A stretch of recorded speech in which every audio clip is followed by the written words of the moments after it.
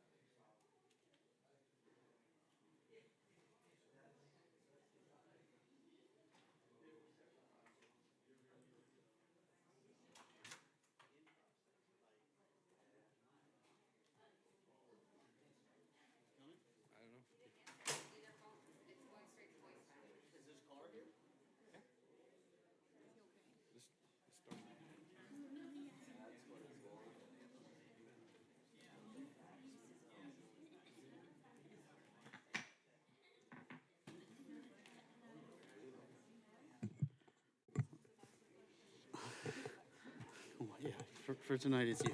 So if I walk out, you're turning to me. All right, good evening, ladies and gentlemen. While we wait for the mayor, we're going to go ahead and get this meeting started. And City Clerk, can you go ahead and do the roll call, please? The broadcast is now starting. All attendees are in listen-only mode. Okay.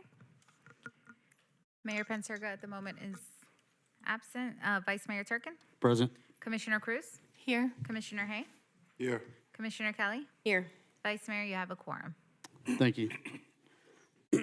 All right, we're going to start with the invocation by Pastor Jeff Kelly. Perfect. So let's all stand. And then Commissioner Hay, you'll lead us with the Pledge of Allegiance right afterwards. Would you join me in prayer? Almighty God, we come before you today and we thank you for how kind you have been to us. You've created this world and you've made it good. You've filled this world with different people, with diversity and beauty. So we're thankful that as we see this world, we're reminded of your goodness, O God. Father, as we consider this gathering today, we remember that Scripture teaches us that you have established civil authorities. You've given them to us to promote peace and order and justice. And so therefore today we pray for our mayor and our vice mayor. We pray for the various levels of city officials and for this assembled council. We pray that you would give them favor, O God. Father, we pray that you would give wisdom to them as they govern amidst conflicting interests and issues in our times. We pray that you would help them lead in a way that would allow us to live at peace with one another and in this community. We pray that you would give a sense of what is best for the welfare and the true needs of our community and a heart for justice and rightness.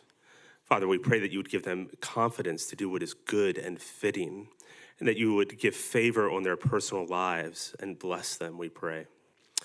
Father, we also pray for the agenda this evening that's set before us. We pray that the next couple of hours would be helpful and would benefit those who live and work around this city of Boynton Beach, which we call home. Thank you for your kindness to us. We thank you for your good and faithful God. And it is in your name we pray. Amen. I pledge allegiance to the flag of the United States of America, and to the republic for which it stands, one nation, under God, indivisible, with liberty and justice for all.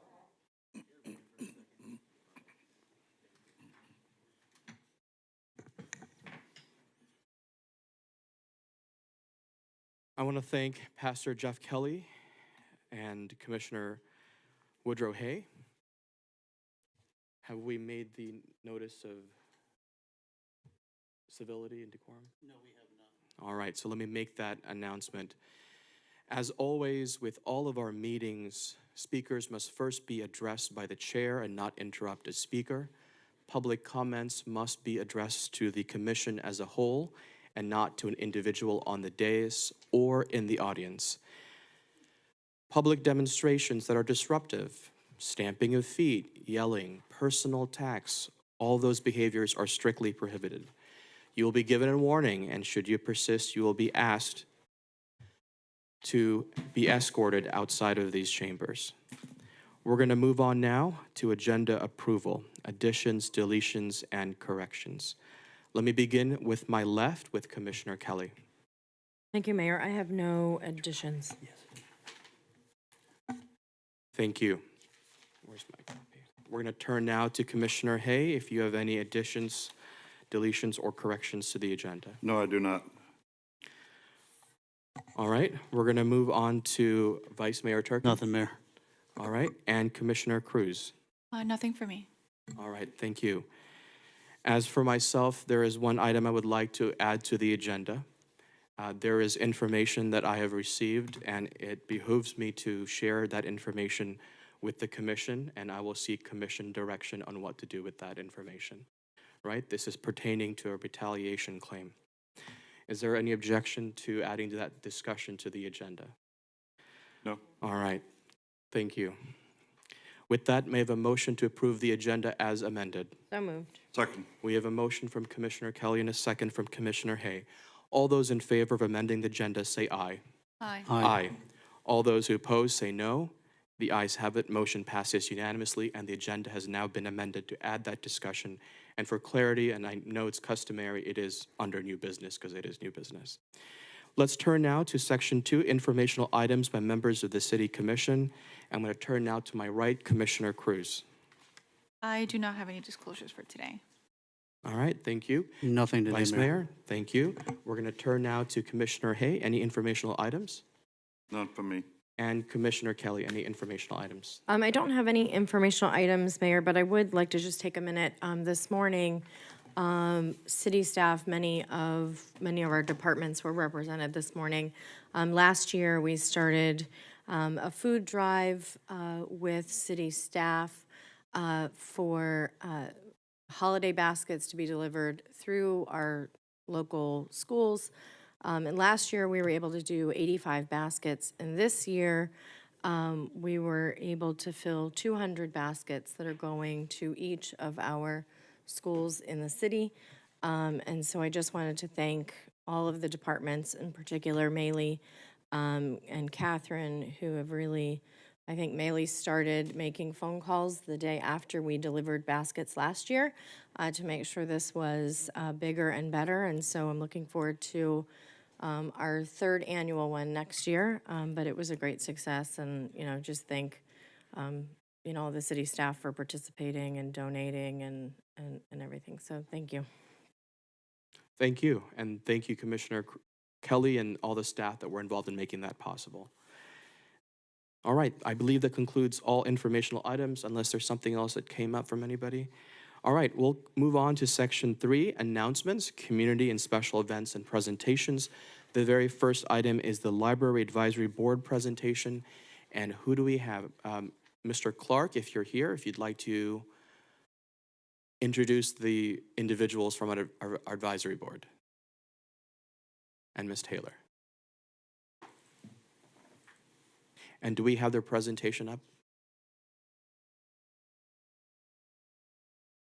Good evening, Mayor and Commissioners. I'm Craig Clark, Director of Arts and Culture. I'm going to turn this over to Jeannie Taylor, Library Director. Hi. The library board's sitting here in the front row. They're going to come up. And George Feldman, who's the chair of our library board, he'll do the introductions. And let me see if I can start the presentation. We have no presentations. Okay, well, they'll just have to talk to you then. I believe I saw a presentation on the agenda backup. Could we pull that up at least? Yeah, we did submit a presentation, so Yes. I don't know why it's not there. But I'm sure they can tell you all the wonderful things we're doing. All right, so please introduce yourself and I'm prepared. I got everything written down. you're ready to go? All right, go ahead. Okay, Mr. Mayor, and city commissioners, city manager, assistant city manager. My name is George Feldman. I'm the chair of the city's Library Advisory Board. I would like to introduce my board to you: Margaret Newton, Joel Barsky, oh my God, Thomas Devlin, Marcia Levine. Sorry. Ellen Jones is not here this evening. We currently have a few open board positions. If anybody in the audience would like to join us, we'd love to have you. On behalf of the board, I want to say thank you to Mr. Craig Clark for his leadership over the past year. We wish to thank him much success in his new position. Also, there's been many promotions and new titles, etc., within the library organization, and we want to congratulate everyone with their hard work and wish you, too, much success in the future endeavors. We look forward to working with you all in the coming year, Mr. Commissioners and Mr. Mayor. The Library Board was proud to represent our city's library as we were awarded the Florida Library Association's 2022 Library of the Year for the state of Florida. That's a huge thing, and I'm sure everybody's talked about it and appreciated it. As a board, we were only directly involved in this honor, but we recognize how and why this honor happened. Our past director, Craig Clark, our current director, Jeannie Taylor, and the team have given us the ship to ride on with smooth waters below, and the future clear with the ideas and initiatives on the horizon. We will now endeavor to explain what we did as a board and how we want to influence with our great new ideas for programs and the like. Our goal is to always support our great city and its residents. I'd like to now turn this presentation over to the board member, Marcia Levine, behind me, who will take you through some of the accomplishments the advisory board oversaw this past year.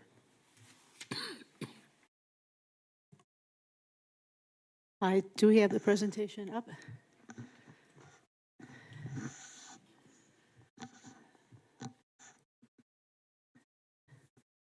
All right, IT, it is attached to the agenda backup if that's helpful. Okay, do you want me to just go through it? Let's just, yeah. Okay. Mr. Mayor, City Manager, Assistant City Manager, and City Commissioners, my name is Marcia Levine, and I'm a board member.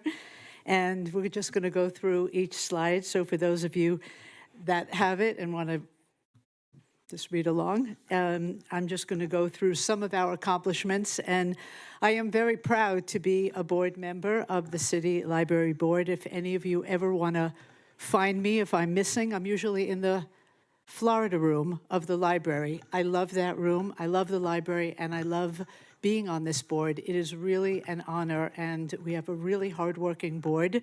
It's different from some of the other boards, but it's really, really interesting and to see the accomplishments of what people on the board in the library do and what we oversee on a monthly basis. So I'm going to go through some of the accomplishments of the library. Our career online high school. So without the slides and sort of the summary of it, I'm just going to go through it quickly. The Boynton Beach City Library offers a career online high school program to earn a fully accredited high school diploma along with a career certification. The requirements are that they have a library card, are 19 years of age or older, and that they pass a 2-week prerequisite course. The program is online learning, and students can work any time that is convenient for their schedule. Students are allowed up to 18 months to complete the diploma credits. Previously earned high school credits can be transferred in to help students finish sooner. Diplomas have been earned by 18 people since the program began. There are currently 12 students working in the program. This program has not only changed lives in our community, but has also contributed in our local economy. Second slide is our collection department development policy and library bill of rights.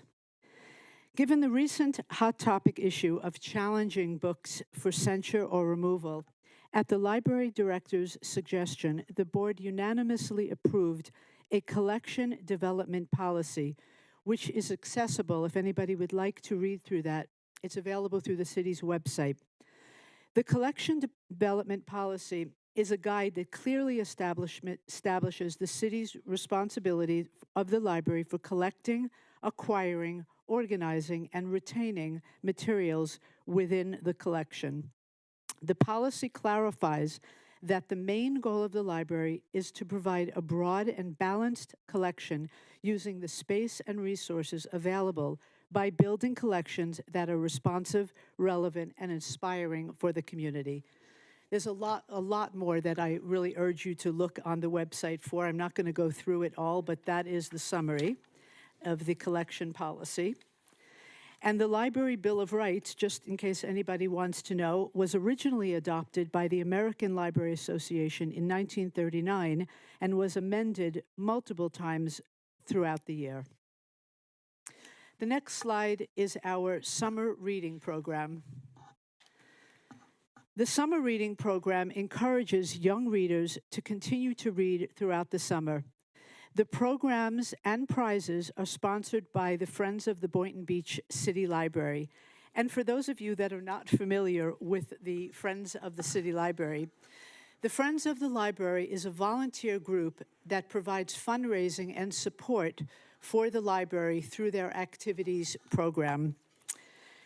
And the summer reading program is a public library initiative that encourages young readers to continue to read through the summer, even when the school is out. Young readers include kids aged 5 to 12 and teens aged 13 to 17.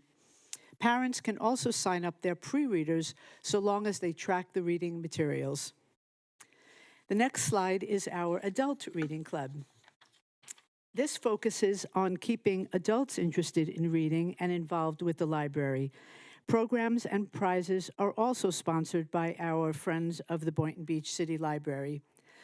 And the library's adult reading club focuses on keeping adults interested in reading. And this reading club, which meets from January through March to include our snowbird population, has been going strong for about 15 years. Members read books of their own choosing. This year, the library registered 120 library patients in the program, library patrons in the program. Each participant that completed the program each received a library-branded insulated cup. The next slide is our public technology trainer.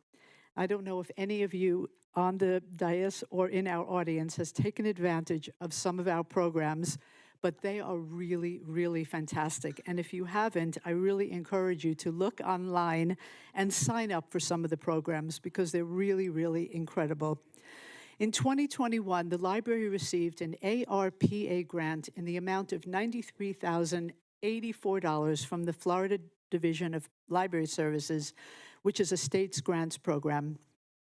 With those grant dollars, the library was able to hire a part-time public technology trainer.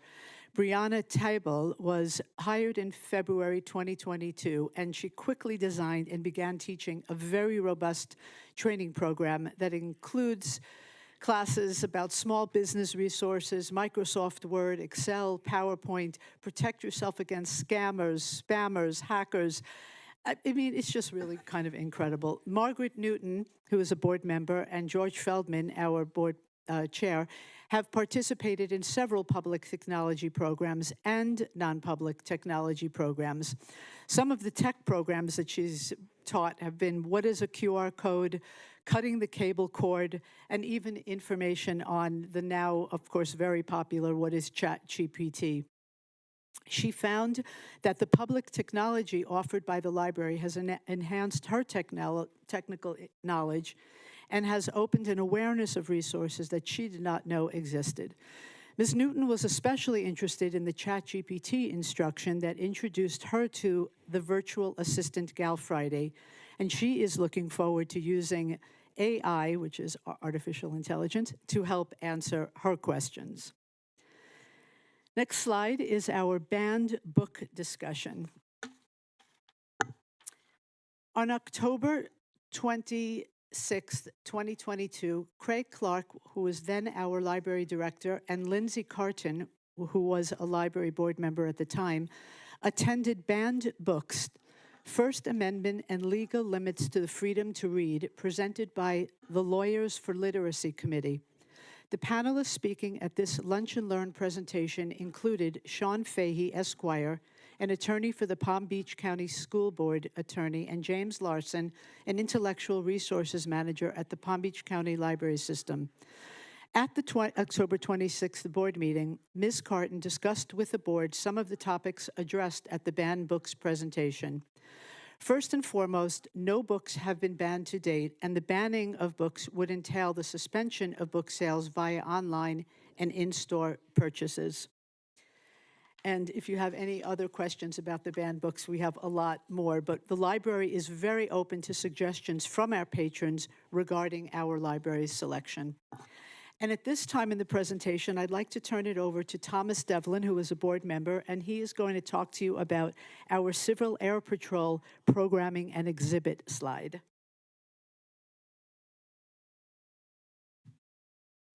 I'm Tom Devlin, and a board member. I would like to first point out that when I came on, it was the 80th anniversary of the Civil Air Patrol, which was formed just days before Pearl Harbor. And there were 3 locations for those, 2 in New Jersey and 1 right here in Palm Beach County. And they helped protect the shipping lanes that were coming up. German U-boats were sinking shipping, the cargo shipping. They just felt it was fair game. The war hadn't actually been declared. And so the group was put together as an experiment, and they went out and initially they would spot a U-boat, a Navy plane would come, and they'd be gone. So they were outfitted with bombs and grenades and other devices. And when they spotted them, they dropped it, and within 3 months, the Germans gave up the east coast of the United States. And as a result of that, they put in 18 more on the East Coast.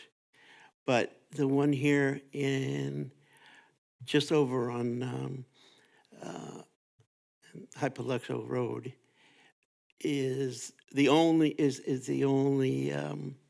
original building standing, and it still operates, and it has migrated to other programs, which I'll talk about in a minute. But when I came, I spoke to the library, and I was very surprised. They already had 2 copies of Puddle Jumpers of Palm Beach County. And it was a documentary on those original people who flew, the missions. And in addition to that, with the help of the Palm Beach County resources, the archivist was able to put together a Civil Air Patrol presentation up on the 2nd floor of the library.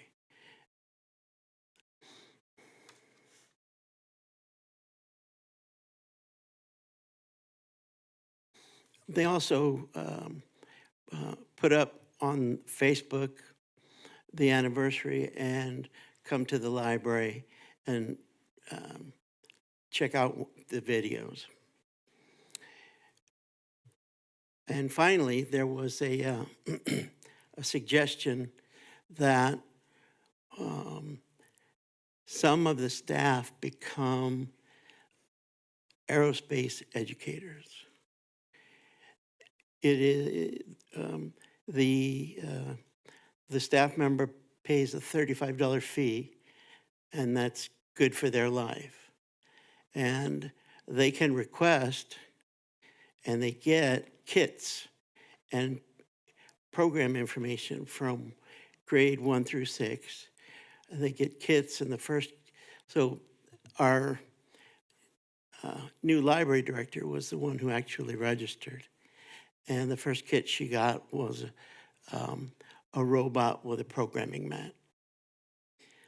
So I hope that more of the staff can join up, get different packages, and be able to use them in the different programs. So they've got information from grade 1 through 6, and which come with little projects, and they've got projects from 6 to 12.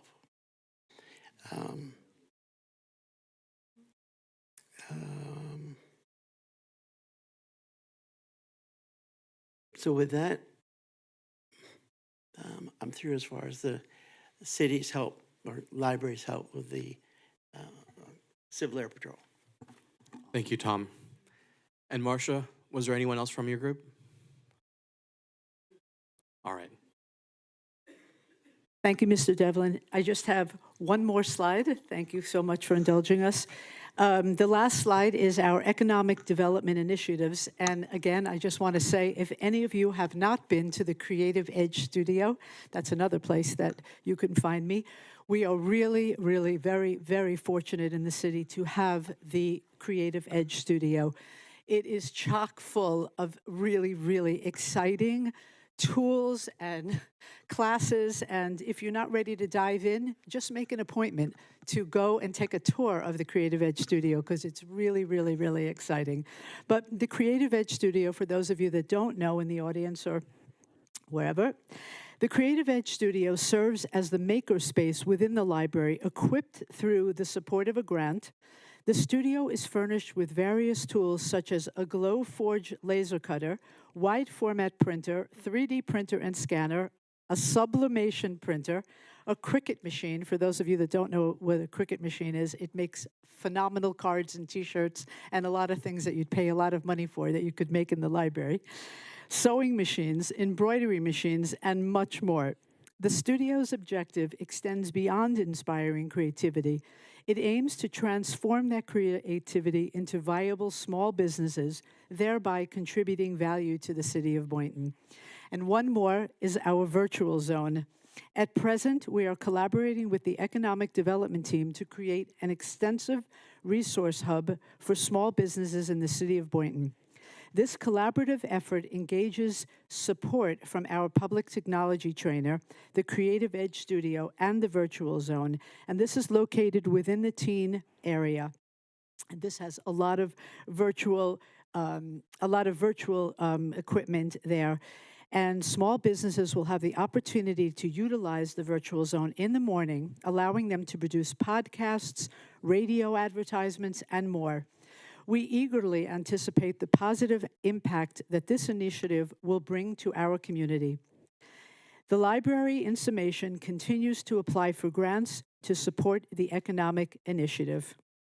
And that concludes our report by the Boynton Beach City Library Advisory Board and some of the things that we have to date overseen as a board. Thank you very much for your time. And if you have any questions, you could let me or anybody on the board know. Would you like, okay. Yeah. If you guys think or thought that the library was boring back in the day, there's so much going on. The community is thriving because of our library. And I want to thank everybody, and it's a pleasure to serve on it. Thank you for listening. Thank you. Thank you to everybody. And let me just say, I completely agree with you. It is far from boring. As Ms. Taylor knows and Mr. Clark, I take all sorts of people there to tour them around, and it is always a pleasure to show them our 3D printers, the Cricut machine. Our library is doing so much more than a standard library. So thank you to all of you on our advisory board and also to our staff for making it the best library in Palm Beach County. Let me turn now to my colleagues. Commissioner, let's begin on my left with Commissioner Kelly. Did you have any questions or comments for the advisory board? No, just thank you for this presentation. It's always nice for the public and for us to hear what's going on. My only question would be, what are some of the things that you're looking forward to in the future, in the coming year, of some extra initiatives or some things that you're working on? Yes, the board is interesting. We oversee a lot of the library's initiatives. So as a board, we don't come up with a lot of initiatives on our own. So I would probably have to engage with Jeannie to find out what the library is. So at this point, I would have to say we're probably going to continue with, it's not that we are doing fundraising or parties, like things like that on some of the other boards that I have sat on. So I would just probably say we're going to continue with a lot more of the training, a lot more of our tours, a lot more of collaboration within the city departments. I couldn't say right now we're engaging to do this event, things like that. But, we're just always suggesting programs, what can we do for the technology, what we hear out in the community that they want to do, maybe like the ChatGPT, we came up with that, and she was on that right away. You have? Promoting and growth the existing. Mr., why don't you, go ahead. So one key thing is promoting the projects that we already have so that we can grow the base of users within the city and, reach more people and accomplish more of what was already said.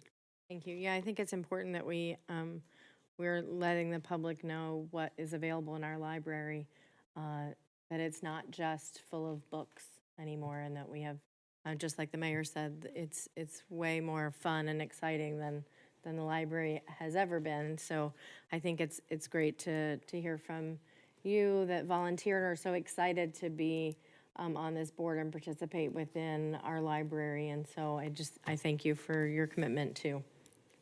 And in answer to your question about what we're looking forward to, I have a teen who is very involved in a number of programs, and she likes money.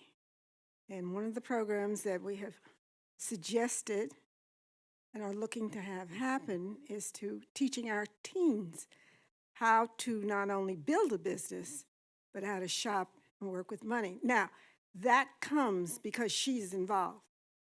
I would never have known it unless she had mentioned it. And there are a lot of teens who are here. I know sometimes it's a little disruptive, there are a lot of children, et cetera, and so forth, but it's through the children that much of the information is disseminated about this library, starting with pre-K on up. And the little ones outside in front of the tree, have you ever seen them?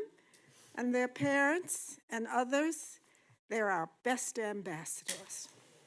Thank you. All right, Marcia, you gonna wrap it up? That was it? Oh, for this. Commissioner Hay, let's go on to the next person. My questions haven't been answered by just a few comments. I see that you guys have really made some improvements. I've been slacking off of going to the library as often as I used to. I really like to see more of the Creative Edge studio, so I look to see me in there. I often tell Jeannie and Craig that, and you guys, we have one of the best libraries around here, and I'm very proud of the work that you guys are doing, and you just need to poor frog that won't praise his own pond, okay? But you guys are doing an outstanding job. I like the idea of working with our youth and getting them more involved with the aeronautical engineering piece from start to finish. That's very exciting. And I want to know more about the Civic Air Patrol. I'll be talking more to you, okay, about that. I'd like to know more about the history on that.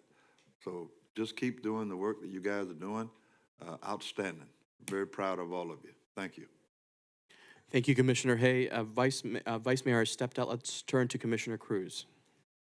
I think enough's been said by my colleagues, but thank you all for the work you do. Thank you for participating in the city where you live and joining a board. I think that's one of the best things that you can do, and we thank you for your service.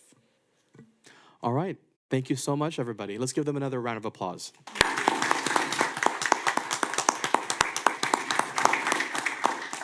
The next item on the agenda is 3B. It is to announce a system-wide free chlorination of the water distribution system. The City of Boynton Beach Utilities Department will perform a system-wide free chlorination for routine water distribution system maintenance from January 4th, 2024 to January 24th, excuse me, I read that wrong, from January 4th to January 24th, 2024. If you would like more information, you can contact the Water Quality Division at 561-742-6964. Again, the Water Quality Division is 561-742-6964. The next item on the agenda, 3C, is a video presentation to hear about this initiative from staff. It's called #Boynton Gives Back. And do we have that video ready?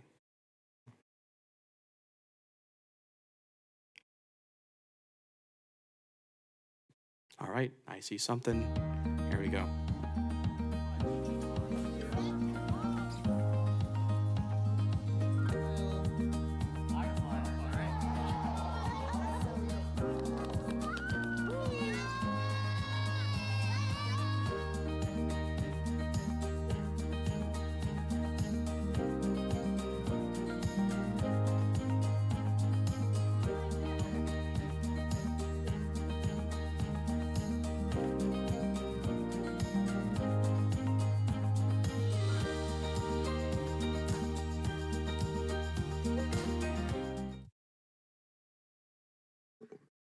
Mayor, can I speak to this? Absolutely. Catherine Montos, Assistant City Manager. So I'm just really proud of this project coming to fruition. It's just a branding effort to highlight all of the amazing things that happen across the departments in our city, from the police department and the fire department, our utilities department.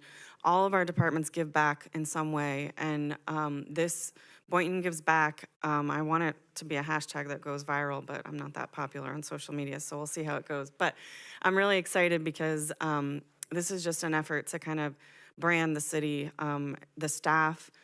This is also going to encapsulate the volunteers that we have that come to our events, that volunteer on our advisory boards.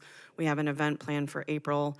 I believe it's April 11th, but it's a little bit of a teaser for all of our volunteers and advisory board members. We're going to have an appreciation event for them, and so we'll be getting the word out on that. And this is really just an effort to tie together all of the incredible things that are already happening. I've also been working with our HR department to streamline our volunteer program and make it a lot easier, because I got some feedback from some of our residents that the volunteer onboarding process is long and cumbersome. So we're trying to streamline that. And it's just, this is a little bit of a teaser. It's a, hey, this is the end of the year, it's the holidays, we're excited. But come January, get ready to start volunteering community. So we're excited about it, and we'll be getting the word out. So I want to just thank our marketing team and our events team for being supportive of this and helping us get the word out. There's just, I say it all the time, the staff's probably tired of hearing me say it, but there's so many amazing things happening in our city, and our job is to tell that story. And so this is one of the ways that we're going to be doing that. So thank you. Thank you. And thank you to everybody that's put in all the hard work to make this possible. And we look forward to seeing this develop in time. Anything from my colleagues on this item? All right, we're going to move on. The next portion of the agenda is public audience. Remember, the rules are 3 minutes per person. Public comments must be addressed to the commission as a whole and not to any individual on the dais or even in the audience. This is a time to be heard, and so we will be taking notes, and our staff will respond, and we will respond thereafter, but not here this evening. After we have heard from all persons in the chambers, that is the last time that we will take digital hands raised for those of you listening online. All right, so we have 2 podiums, and let me switch to the timer. You know the drill. State your name for the record and begin when you're ready. Good afternoon. Mac McCray, 806 Northwest 4th Street, Boynton Beach, Florida. My first item of business is I'd like to recognize our former mayor, Mayor Jerry Taylor, who I had a privilege of serving here. He's in our audience tonight. I feel like at least he needs to be recognized. You know, you all don't get recognition. I'd like to say Mayor Taylor from District 2, and the citizens of Boynton, sir, thank you for your service. I'd like to offer a suggestion when you, thank you. I'd like to offer a suggestion to commissioners, when you all are giving us information, saying that this was donated, that was donated, it'd be better if you all will quantify what was donated monetarily, whatever, to, like the schools, what schools received what. We just want to make sure that our schools in District 2 will receive our fair share. The next item of business that I'm really up here for is to talk about the cemetery. I'd like to say to our Deputy City Manager, Mr. Andrew Mike, sir, thank you for keeping your word and presenting today me plans on what we can do. And I'm glad you gave plans to the Commissioner for District 2. So I'd like to offer a suggestion as a certified funeral service practitioner to practice it here in the state of Florida. Out of the state of Florida, we have about 7,000 funeral directors and embalmers. We only have certified funeral service practitioners. There's only about 40 of us. And standing before you, I serve as one of those.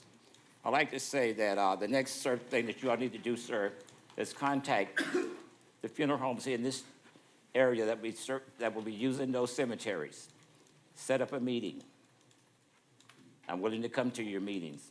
Make sure that your commissioner that represents District 2 is there. Hear from the funeral homes who will be bringing families there to utilize those cemeteries first. After you have covered all those grounds, then it would be best to go out there and present it to the citizens that will be utilizing it. I recognize that this is just a short-term fix, but please don't forget, we still need a long-term fix. Thank you. Thank you. All right, next public comment speaker. Coming up to the podium. And state your name for the record and begin when you're ready. Sandra Watson, good evening. I'm just representing tonight the Girl Scout Troop 24514, and we just wanted to come and say thank you to the commissioners, the commission, the police department for their contribution to us. So we just have a little token of our appreciation. We call it hometown heroes. So we consider all of you guys as hometown heroes, and we have just a little bit of something for you guys. If you have any nut allergies, then trade with somebody else. All right, and here's a couple of our parents and leaders, brand new parents and leaders. They might want to say something also, so we might run over a little bit, 3 minutes. Hi, my name is Danielle Young, and I just wanted to say, the assistant city manager, right? We can help you with your Boynton Gives Back initiative and marketing. That's something that we're looking to take on as well with our troop. We are one of the largest troops in our service area, and we are the most diverse. So we reach. We can help you with your Boynton Gives Back hashtag. And if you guys just come and take all of your goodies, these are from our fall product sale. Hometown heroes. Any more police? Oh, police officers. All right. Ms. Watson, were you finished with the speaking? Yes, I am. All right. Thank you so much. Could we give them a round of applause, please?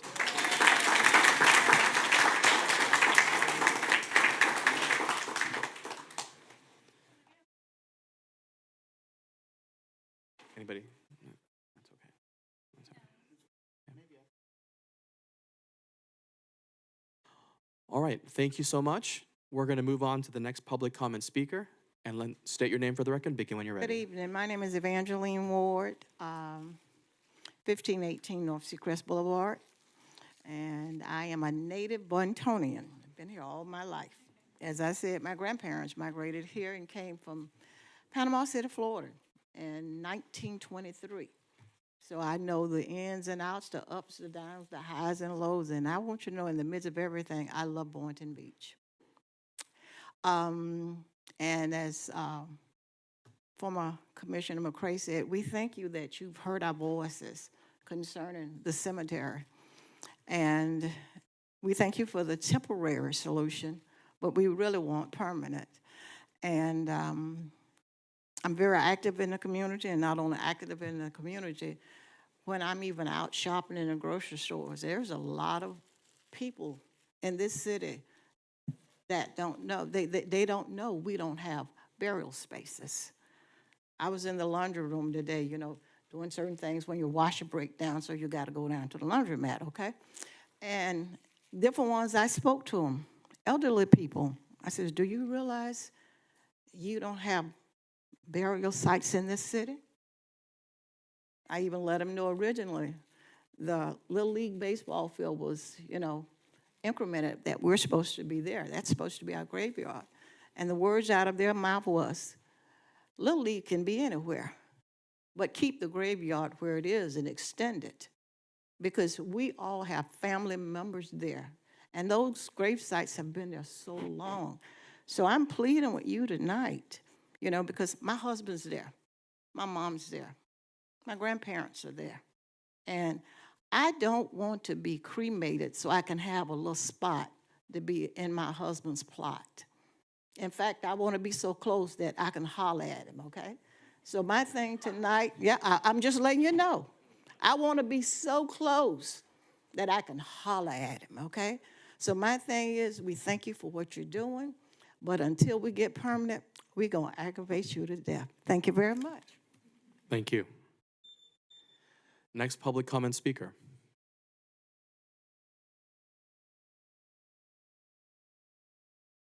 I don't think this is on. Mr. Green. Cindy Falco di Corrado. I first like to thank Angela Cruz, the commissioner there. She had donated some turkeys. I am a minister, and I was able to bless 10 families. And some families weren't able to have a turkey, and they were very blessed to get them. So thank you for that in your program. Thank you for reaching out to me to do that. I also wanted to bring up in regards to the water quality. I know we have something here about testing our waters, but we were supposed to have that tested, I think several months ago. It was mentioned about the fluoride and what's going on into our waters. I also heard something that was quite disturbing to me in regards to the fact that our water meters at our homes don't work. They haven't worked for years, but they keep going up in price. I don't know that, like I said, I've heard it. I've had people tell me about it, and I would like to know why, if this is really happening, why are we being charged for, first of all, water that keeps going up, that none of our meters work. This is a shame. I did also want to mention a few other things. I do want to thank some people that are on the dais who have been diligent looking into the neighborhoods and catching people with fentanyl and child trafficking and things that are going on in my community only 3 blocks away from my home. It's pretty scary to know that all this garbage is going on right around me. I know you talk about wonderful things at Boynton Beach, and as we've heard, a roof fell in the last couple of months ago when someone's working on it, and we have these situations of drug dealers, we have child trafficking, we have prostitution. We've got all kinds of stuff going on in this city that no one's talking about, but it is affecting the neighbors, and it is affecting all of us who live in this community. I just wanted to bring that up, and I want to thank those who are diligently catching these criminals and stopping sex trafficking and really keeping their eyes open on what's going on in this community, because all that glitters is not gold. Thank you. Thank you. And Merry Christmas. All right, next person. Susan Oyer, Boynton Beach.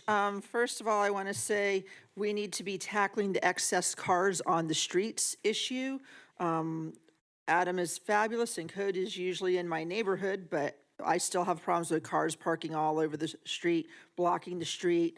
It obviously becomes an issue, like when my neighbor's house caught on fire and there's cars all over the place blocking the street. So let's get on that again. I think that's something, in case you've forgotten, there's no more cars allowed than the number of bedrooms in the house. So let's be enforcing that. Second of all, I think Evangeline brought up an issue. We have never actually voted on what we want to call ourselves in this city, and maybe we should. I personally call myself a Boynton Beacher. Some people call themselves Boyntonites, others call themselves Boyntonians. Maybe that's something we should actually look into, is actually having some kind of survey or some kind of vote on what we want to be called. But as far as I know, we've never been called anything specific. People just make assumptions and they're wrong. Next up, I want to say that we need a palm tree ban desperately. I think this storm for the last week and a half, and palm fronds everywhere, coconuts everywhere, damage all over, is another reason that we should be looking at banning palm trees. If you have forgotten, go take a look at your sustainability, the report they put out that talks all the reasons why how palm trees are horrible and they're expensive to maintain and they cause problems. And this last week has been perfect evidence of why we need to be on the forefront with the city of Miami Beach getting rid of palm trees. Next up, because yes, I have a big list tonight, sorry. Welcome to our new Chamber of Commerce, the Boynton Beach Official Chamber had their ribbon cutting this evening, so we are back to having a Chamber of Commerce. I know we've been without one for a while since ours phased in with Boca Raton. On that point, I understand, I guess, the old chamber that phased in with Boca left their stuff here at the city. There's several pictures of my dad when he created the original one with a couple of his business friends. I want those pictures, or I want scans of them. I've reached out to the Boca Chamber. They haven't responded. So if you know where the Boynton Beach Chamber of Commerce stuff is from the old chamber that no longer exists, I would either love the pictures or love scans of the ones with my dad when they created the chamber. And I want to say, one of my neighbors just put a black roof on. How is that allowed in this city in the South? Everything should be nothing but white roofs. I think I've given you more than enough evidence on why we should be a white roof only city. And maybe you should be examining that. And I will finish up with Merry Christmas to everyone and a Happy New Year. Thank you. All right, next public comment speaker. Okie dokie. Good evening, Barbara Reedy. I come bearing gifts tonight. It's appropriate to have gifts right before Christmas, I guess. The Historical Society has purchased copies of a book about Bernard Thomas, who is a local treasure. Some of you may know. Adam, could you assist me? You guys get copies too, and they weigh a ton. Bernard Thomas was actually born in Wyoming, and he married Betty Thomas, who is also a local treasure. You may be aware of a park named after her. But he did a lot of painting of out west, the scenery, the horses, the cows. And then he and Betty moved to Boynton Beach in 1953. And then his genre of painting changed to sea and boats and ocean and fish and things. So the Historical Society, I wear two hats. Y'all are aware of that. Okay, I chair your city board, historic board, but I'm first vice president at the Historical Society. So we've purchased these books, and I thought that I would be Santa Claus tonight. The Girl Scouts beat me to it. But that's all right. I'll take a second seat to the Girl Scouts anytime. So the Historic Resources Board here, this one is, this is Andrew's, I think. Concerned not just with buildings. As the title indicates, it's historic resources, okay? And you can tell by the things that we've put on our local register that it's not just buildings that we're interested in.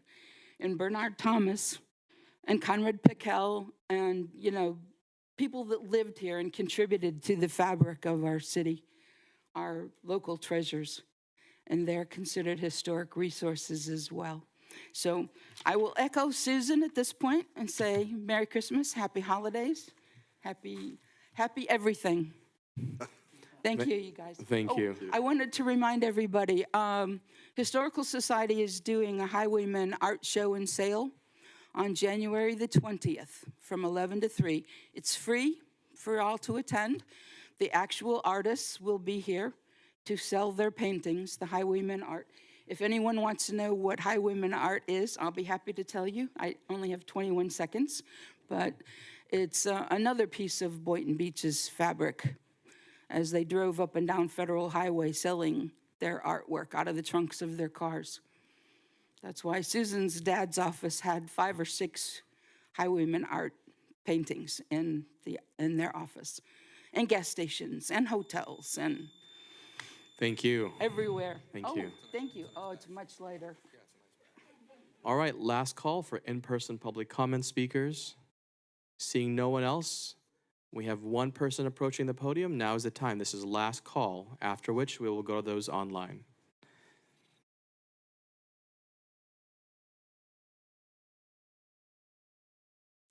All right, state your name for the record and begin when you're ready. I'm Anita Gabriel. I'm living in 121 Southwest 3rd Court. Thanks for this opportunity.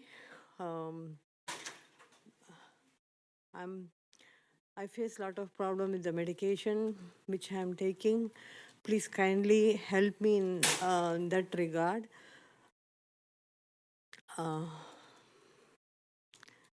Thank you, one and all. I want to give my small gift to everybody. Please, I want to pass over this for everybody here. All right. Thank you so much. All right. We're going to move on now to Mr. McNolly. Did you intend to speak? This is last call. All right. Hi, Ernest McNolly, 710 Northeast 7th Street, Boynton Beach, also known as Harbor Hall Inlet Club. I always like to say that that we bought here in October of 2020, and the expectations of what we bought and what we got are very different. And I don't think that there's a good forum to talk about all the problems. At least I don't know any in the city. The only thing I heard of once that I thought was a good idea was to have an independent citizen oversight board with subpoena power apart from the city. But you seem to have decided not to, and you want to do one that is internal. And I don't know in the country any city that ever had success with a self-contract or internal oversight of itself.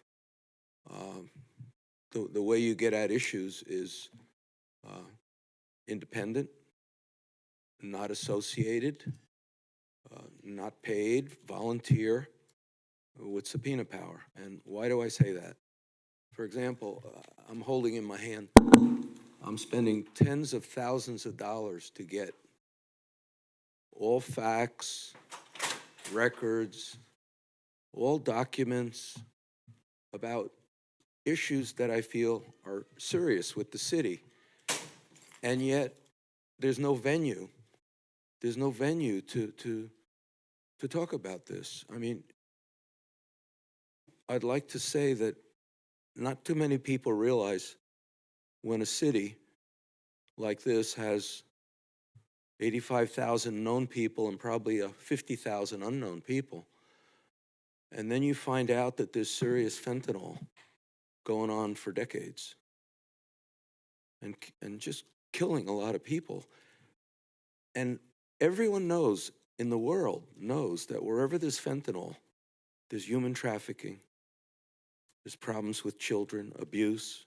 It all goes together. It goes together with organized crime from out of the country, into the country. And yet, there's no venue in this city to talk about it. And yet, wherever you live, if you have a window and you look out your window in Boynton Beach, there's open crime right in front of you, right in your front lawn, right on your street, right in your own building. And you can't seem to get any help. You can't seem to get anything. So I think without an oversight. All right, thank you. We're going to move on now to those online. I'm going to ask IT, how many people do we have with their digital hands raised to speak? Mr. Mayor, we have no hands raised. With that, public audience is now concluded. We're going to move on to the next section of the agenda, which is administrative. This is about the appointments to city advisory boards. I'm going to pull up the list, and we have several applicants for several positions. We're going to go in order. The very first advisory board is the Community Redevelopment Agency Advisory Board. There is one open position. It is a regular position for a 2-year term. We have several applicants, and it is my nomination. I would like to nominate Ms. Leisha Roundtree for this position. Is there a second for that nomination? I heard a second. I believe that was Vice Mayor who made the second first. All those in favor of the motion to appoint Leisha Roundtree to the CRA Advisory Board say aye. Aye. Aye. Aye.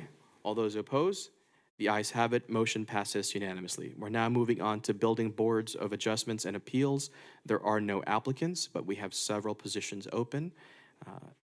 Moving on to Employees Pension Plan Board of Trustees. Once again, we have no applicants. Education and Youth Advisory Board. we have one applicant and we have 2 regular positions and 1 student. This position, the regular position, is Commissioner Hayes' nomination. Commissioner Hay, would you like to make a nomination? Yes. What's the name? I believe it's, I'm not sure how to pronounce the last name correctly, but it is Gabrielle I nominate Gabrielle.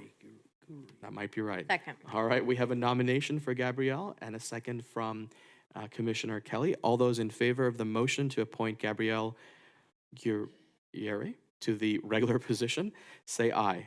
Aye. Aye. All those who oppose, say no. The ayes have it. Motion passes unanimously. Moving on to the library board, this appointment is for regular position, and this nomination goes to Vice Mayor Turkin. Vice Mayor? I'll make the appointment for Stephanie Coliani. All right. Is there a second for that? Second. And we have a second coming from Commissioner Kelly. All those in favor of the motion say aye. Aye. Aye. All those who oppose, the ayes have it. Motion passes unanimously. For the Recreation and Parks Board, there are no applicants. We do have a regular position and an alternate open. Moving on to the Senior Advisory Board, I see that there are 3 regular positions open. This particular nomination is with me. I'd like to nominate Mary Jane Piscine to the regular position. Is there a second? The second came from Vice Mayor. All in favor of that motion, say aye. Aye. Aye. All those who oppose, say no. The ayes have it. The motion passes unanimously. Congratulations to all of the new appointments this evening. We look forward to your hard work and what you will do together as a team. That concludes that item. Let me turn now to the next portion of the agenda, which is the consent agenda. Let me turn to my colleagues and ask, is there anything under consent that you would like to pull? Let me turn on my right this time. Let's begin with Commissioner Cruz. Mayor, I'd like to pull item 6D. 61 second. Let me just, what happened to my pen? There it is. 6D. This is, okay, the proposed resolution R23-185. Any other requests, Commissioner? No, that's all. All right, what about you, Vice Mayor? 6C. 6C. All right, let's turn now to Commissioner Hay. Any request? No, 6C has already been pulled. All right, Commissioner Kelly. No, thank you. All right, so we have 2 items that were pulled, 6C and 6D. First, may I have a motion to approve the remainder of So consent moved. agenda? I heard a motion from Vice Mayor Turkin. Is there a Second. second from Commissioner Cruz? All those in favor of approving the remainder of consent agenda say aye. Aye. Aye. All those who oppose, ayes have it. Motion passes unanimously. Let's address these items in order, beginning with 6C, proposed resolution number R23-184, a resolution of the City of Boynton Beach, Florida, approving and authorizing the city manager to sign a developer's agreement with Isram Riverwalk LLC for shared cost for the construction of force main improvements for Riverwalk Plaza located at 630 East Woolbright Road and providing an effective date. Let me turn to our Deputy City Manager, Andrew Mack, to introduce this item. Yes, thank you, Mayor. So this item's on the agenda to authorize the city manager to sign an agreement between us and Riverwalk. That agreement is simply, I think there's some confusion out in the community that there's, that we're paying them, but this is actually us Riverwalk reimbursing us for a portion of their fair share cost for a lift station and force main that was installed as a part of that project. There also was some discussion about the mangroves that were south of the Riverwalk project, again, with this item, but that's a separate item that's not included with this project. I did reach out to Ishram Group and to inquire about, previously there was some, basically a verbal commitment or a gentleman's commitment that they would, when they got their permitting done from Army Corps and the project was coming in, that they would look at deeding a portion of the mangroves to the city to help facilitate a public boardwalk, which they did allow an easement on their property, the current property where Riverwalk is along the water. So we were looking to just continue that easement further south and improve that area so that the public could enjoy the mangroves and the intercoastal water. So that is, I did speak to them. They did say that that still is on the table. They didn't commit to it one way or the other at this point, but as that project does come back to the city, that is something that we can further talk about and put as a requirement or condition of approval. So let me do a follow-up question, and I know that is not the particular topic of this agenda item, but since you did raise it, let me ask, in the meantime, is there any activity on that mangrove location? I can let Adam speak to that, but I do believe they have got their permits and they are doing some activity. When you say activity, what kind? What does that mean? I have not verified that myself. I know maybe Adam Temple, the Assistant City Manager, can speak to that. Good evening, Mayor and Commission. Adam Temple, Assistant City Manager. So we did send staff out there a few weeks ago when we were initially notified that there was some activity taking place out there. They have authorization from the Army Corps of Engineers, and so they are currently operating under their authorization. And our staff had also reached out to Florida Department of Environmental Protection that same day. And spoke to a couple of their representatives, and they were looking to make sure that whatever they are doing is in accordance with their approvals. All right, so I'm very, very tempted to discuss this. However, it's not the agenda item. And so I'd like for us to move on. However, this is a conversation I'd like to have. And so, if there is an agreement with my colleagues to amend the agenda to have this discussion, we can add it under new business. If that is all right with my colleagues, the topic is the mangroves themselves. I just have a few more questions, if that's all right with my colleagues. If not, we can have it at a future meeting, but I do have questions either today or the following meeting. Mayor, I 100% agree with you. I think I would love to have that conversation today. Okay. Agreed. I'm not opposed to it. It's fine. Okay, so the motion that I'm requesting is to amend the agenda to add a discussion topic, which is the mangroves just south of the Isram property there at Riverwalk, to be added under new agenda. May I have that motion to So amend the move. agenda? All right, I have a motion to amend the agenda. Is there a second? Second. There is a second to add that as a discussion topic. Thank you so much. All those in favor of the motion to amend the agenda say aye. Aye. Aye. All those who oppose say no. The ayes have it. Motion passes unanimously. Thank you so much. We'll discuss that then when we arrive to that item. All right, was there anything else specifically about 6C? Anything else to be added, Deputy City Manager?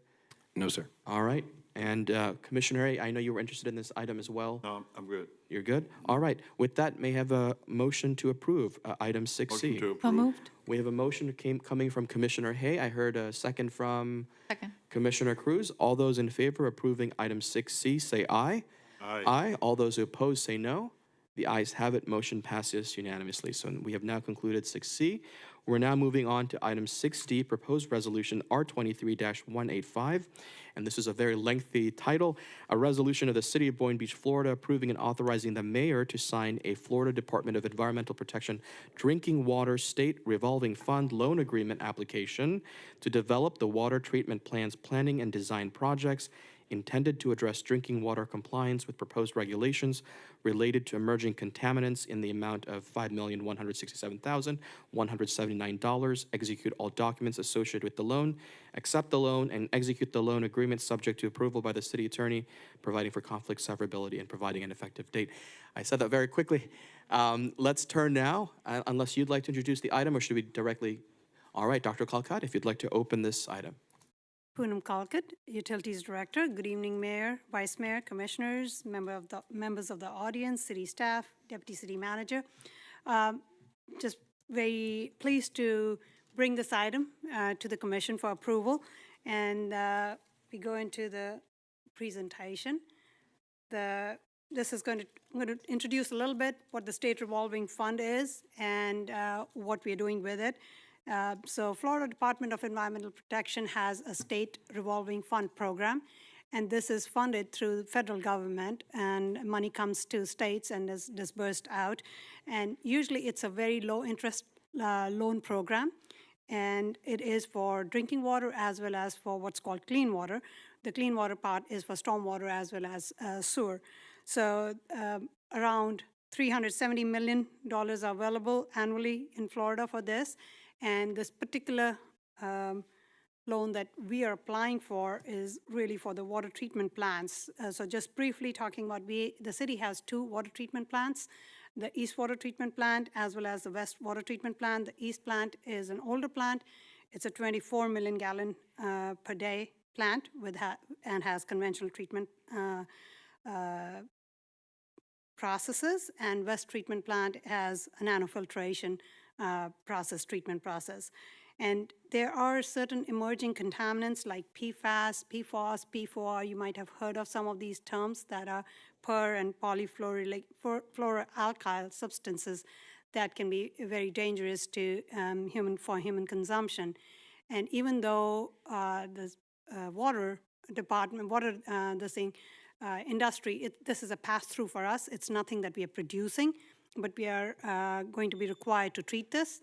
And what we're doing is we're going for a loan program, and it's actually not even a loan, it's a principal forgiveness, because the emerging contaminants portion, this was a bipartisan infrastructure bill that was passed from federal government, gave money out to states that could be totally loan forgiveness. So we will be getting this money for without having to pay anything back, and it is going to be it's still called a loan, so I know it can be a little bit misleading, but it is going to be forgiveness in the sense that the city won't have to pay anything. The request for inclusion for initial application was submitted to Florida Department of Environmental Protection, and November 8th they had a meeting in which they look at whatever has been submitted to them, and they give a priority list, and our project did get selected. The project is for looking at what kind of alternative treatments can be done at our East Water Treatment Plant, what kind of options are available for us for treating these emerging contaminants. And once the planning document is, that's the first step, that we're going to get a planning document passed through and get money for that. And then after that, it'll be a design project. And we are asking for 5.4 million total. Initially, it's going to be 5.1 million. The 400,000 is going to be planning. The rest is going to be for design. And for the 5.1 million is going, they've already, DEP has already approved that priority. And so that we will be getting that money allocated to the city as soon as the $400 is used for planning. And the rest of the money so we totally applied for 5.4, and because they're giving us 5.1 right now because that's what's available, so we will go back to DEP and request for more money in the subsequent meetings, and they've already told us that we should be able to get that. So we are excited to get this. The funding process is, did I move forward? Hold on one second. So the funding process is after the commission approves the loan agreement negotiation and the mayor can sign that loan application, we will be able to sit down with DEP, get a loan agreement in place, and get the $400,000 for working on a planning document. Once the planning document's done, we'll be able to apply for a design money, and we will. What we'll do is we'll look at a couple of different treatment options for these emerging contaminants. And based on whatever design works out best for us and what's recommended, we will, the city will go for that treatment and apply for a construction loan in the future. If there are any questions on this, I can answer this. We are being proactive in getting this money so that the city can actually really start looking at what kind of treatment is needed. We will be required, all cities, all municipalities will be required to have treatment in place for these drinking water contaminants that are coming up. Any Dr. questions? Kalkat, thank you so much. We will turn now to my colleagues for any questions. Commissioner Cruz, you were the one who requested this item. Let's begin with you. Thank you to our management and to Dr. Kalkat, as well as every single member of your team who worked on this. I know a lot of times the people that do the work are not always at the meeting, so I want to appreciate every single one of you, not only for planning it and thinking about it, but actually implementing it and making it happen. It really means a lot to us, especially the fact that it's infrastructure and it's federal dollars that are not going to come from our budget. So thank you so much. These are great, this is a great opportunity. Very happy to see it. And especially because it is a forgivable loan, we will not be paying this money. It's free dollars. So that's it. Just happy, good things, infrastructure planning ahead, being proactive. Thank you so much. Thank you. Vice Mayor, did you have anything? Commissioner Hay? And Commissioner Kelly?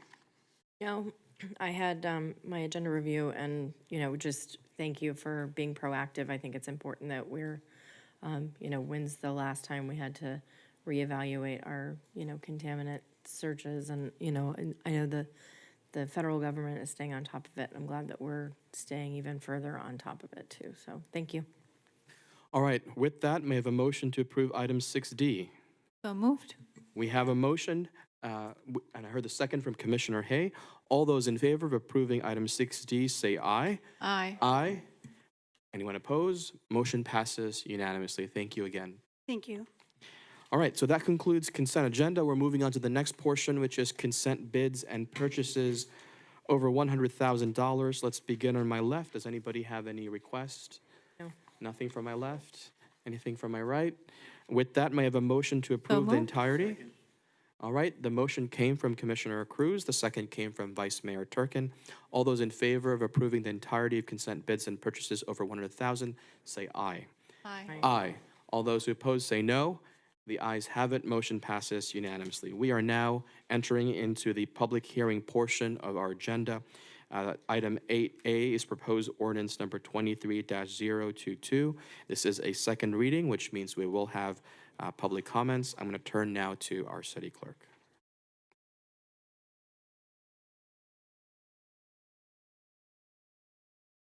Mayor, this is the proposed ordinance number 23022, second reading, an ordinance of the City Commission of the City of Boynton Beach, Florida, amending the Land Development Regulations, Chapter 2, Land Development Process, Article 6, Impact and Selected Fees, to amend Section 2 to adopt a comprehensive impact fee schedule for police facilities, adopting an impact fee study for police facilities, amending Section 9 to create an impact fee schedule for police facilities, providing for codification, providing for severability, providing for conflicts, and providing for an effective date. All right, thank you so much. I believe this is the same presentation as we've seen before. Is there anyone on the dais that would like to discuss it again or run through the slides again? I'm seeing none, so let's turn now to public comments. If you would like to speak specifically on items 8A, now is the time to approach the podium, again, specifically in item 8A. Seeing no one approaching the podium, I'm going to turn now to IT. Does anybody have their digital hands raised? Mr. Mayor, we have no hands raised. All right, thank you so much. With that, public comment on this item is now closed. And now I'll ask for a motion to approve item 8A. So move. We have a motion from Vice Mayor Turkin, and I heard a second from Commissioner Hay. Let me turn now again to the city clerk for the roll call vote. Commissioner Kelly? Yes. Commissioner Hay? Yes. Commissioner Cruz? Yes. Vice Mayor Turkin? Yes. Mayor Penserga? Yes. In a roll call vote, the motion passed unanimously. Thank you so much. We're moving on to item 8B. This is proposed ordinance number 23-023. Once again, second reading. City Attorney?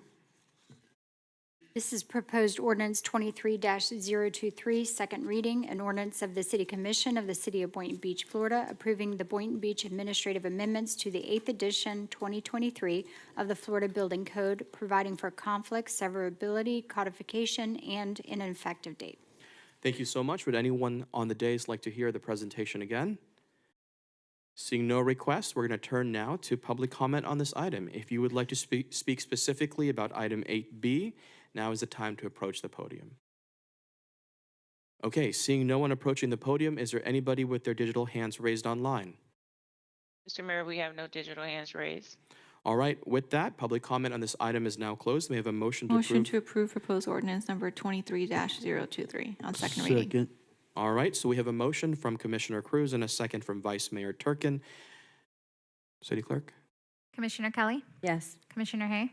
Yes. Commissioner Cruz? Yes. Vice Mayor Turkin? Yes. Mayor Penserga? Yes. In a roll call vote, the motion passed unanimously. All right, thank you. This is now item 8C. City Attorney. Proposed ordinance number 23-024, second reading, an ordinance of the City of Boynton Beach, Florida, amending the Land Development Regulations, Chapter 1, Article 2, Definitions, Chapter 3, Article 4, Section 3D, Use Matrix and Notes, and Chapter 4, Article 5, Minimum Off-Street Parking Requirements to modify and add definitions, use regulations, and parking for commercial kitchen uses, food processing, manufacturing, ghost kitchens, and banquet halls, providing for conflicts, severability, codification, and an effective date. All right. Is there anyone from the dais that would like to hear the presentation on this again? No. Oh, 1 second. Commissioner Kelly, is that a hand up? Yes, go Mayor, ahead. I don't need to see the presentation, but I did have one question. I wanted to make sure, because I did see, I wanted to just double check, Adam, with you.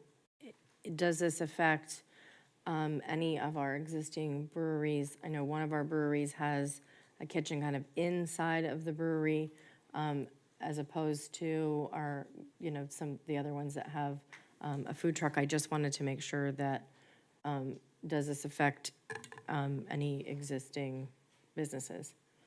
Good evening, Commissioner Kelly. My understanding is the answer is no, but I'll ask a representative from our planning staff to come up and just confirm that. Good evening, Andrew Meyer, Senior Planner, Planning and Zoning. This amendment does not affect any of the breweries. It separates the food manufacturing uses. They were being regulated the same as breweries. So what we've done is set the use regulations for breweries separately, and then created new use regulations separate from that for the food manufacturing. But as far as breweries, there's no changes to that. Okay, so this doesn't affect the one brewery that has a kitchen within it? And it does any of not. that? Okay, No. perfect. Thank you so much. Thank you. Did anybody else have any questions for Mr. Mayor or Mr. Temple? All right. With that, we'll turn to public comments. Thank you so much. If you'd like to speak specifically on item 8C, now's the time to approach the podium. All right, seeing no one approaching the podium, is there anybody with their digital hands raised to speak on item 8C? Mr. Mayor, we have no hands raised. All right, public comments on this item is now closed. I'm going to turn now to my colleagues. Is there a motion to approve? To approve ordinance number 23-024, second reading. To it. Gosh, second. Second. They are eager. So I heard a motion from Commissioner Cruz. I heard a second from two people simultaneously. Let's go with Commissioner Hay this time. Let's begin now with the roll call vote. And Commissioner Kelly? Yes. Commissioner Hay? Yes. Commissioner Cruz? Yes. Vice Mayor Turkin? Yes. Mayor Pensurga? Yes. In a roll call vote, the motion passed unanimously. Thank you so much. That concludes item 8C. We're now moving on to item 8D, proposed ordinance number 23-025, City Attorney. This is proposed ordinance 23-025, second reading, an ordinance of the City of Boynton Beach, Florida, amending the Land Development Regulations, Chapter 4, Article 5, Section 3, special reductions in required off-street parking to add multi-tenant building to warehouse, wholesale, and distribution, providing for conflict, severability, codification, and an effective date. All right, thank you. Would my colleagues like to hear the presentation on this item? Nope. Seeing no one, seeing no requests, I'm going to turn now to public comments on this item. If you would like to speak specifically in item 8D, now is the time to approach the podium. Seeing no one approaching the podium for item 8D, we're going to, oh, there's one person. All right. Come on up. As always, state your name for the record and begin when you're ready. Is it on? Let me reset your time. There we go. Good. Susan Oyer, Boynton Beach. You didn't think you were going to get away without me talking about at least one thing tonight, right? So all I can say is we always need more handicap parking and we always need more electric car chargers. I will say I was just out at my niece's birthday in Okeechobee. By the way, it's 97 miles from my house to my brother's house in Okeechobee. And minis are fabulous for electric cars, but their range is not that great. So I get out there and I come back, or I started coming back, and I knew I wasn't going to have enough juice to get me back. And lo and behold, the city of Okeechobee has 4 FP&L chargers, and they are super high-speed chargers, unlike ours. I'm so totally jealous. The city of Okeechobee, which has gosh only knows how many people, but they are like the perfect spot where all the highways meet and everyone goes to get between, you know, our area and Orlando and whatever. They have 4 super high-speed chargers. So I'm totally jealous. I think we need to be getting these. I think wherever this falls into all this stuff you're doing, you need to be putting in more chargers. I mean, I'm sure you see the same news I do, and not just because I'm an electric car owner, but 25% of all cars will be electric in the next year and a half, and VW is going completely electric. They're getting rid of all their gas cars very soon, like in the next year. How are we preparing? We should always be leaders. We should be on the forefront. FP&L has a great thing with City of Okeechobee where everything is free, but once your car's done charging, then they charge you 40 cents a minute. So that's another way to get rid of that Tesla that sits out front all the time and that sits in our car charging space for hours and hours and hours every day. And I don't know who owns that, but it's there constantly and it takes all the space. And we should look into those fabulous chargers, and you should make those mandatory for everything coming forward.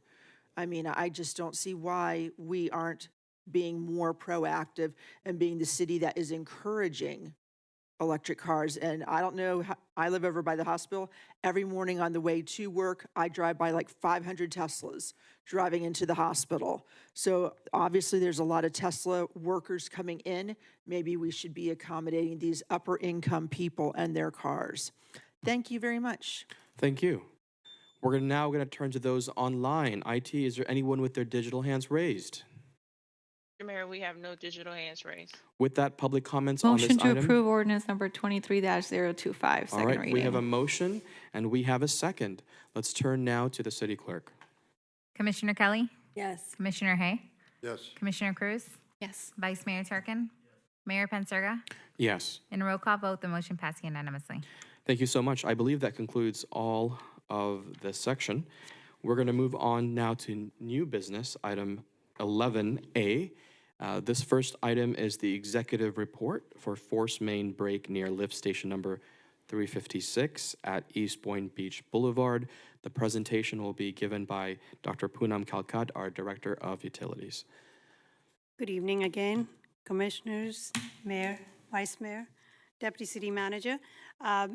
As you all are aware, we had a sewer spill and a force main break causing a sewer spill back in July. And we were very proactive in how we reacted to that, what we responded, how the utility workers came in.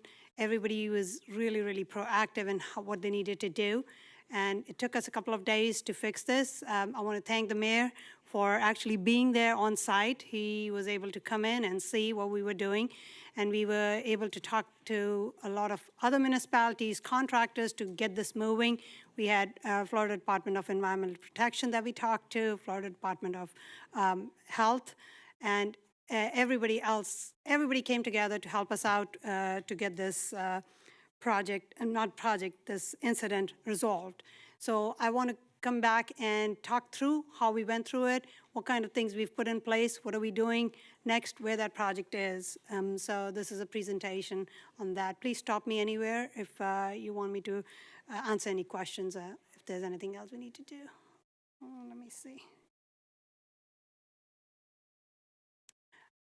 This map, I know it's a little bit hard to read, but it's a spill incident and location. I want you to focus on that green line going through the center of the slide. That is where the 84-inch stormwater pipe that Florida Department of Transportation, FDOT, put in place. This pipe came in after the city's force main, which is coming, if you look at that, focus on that yellow box in the middle.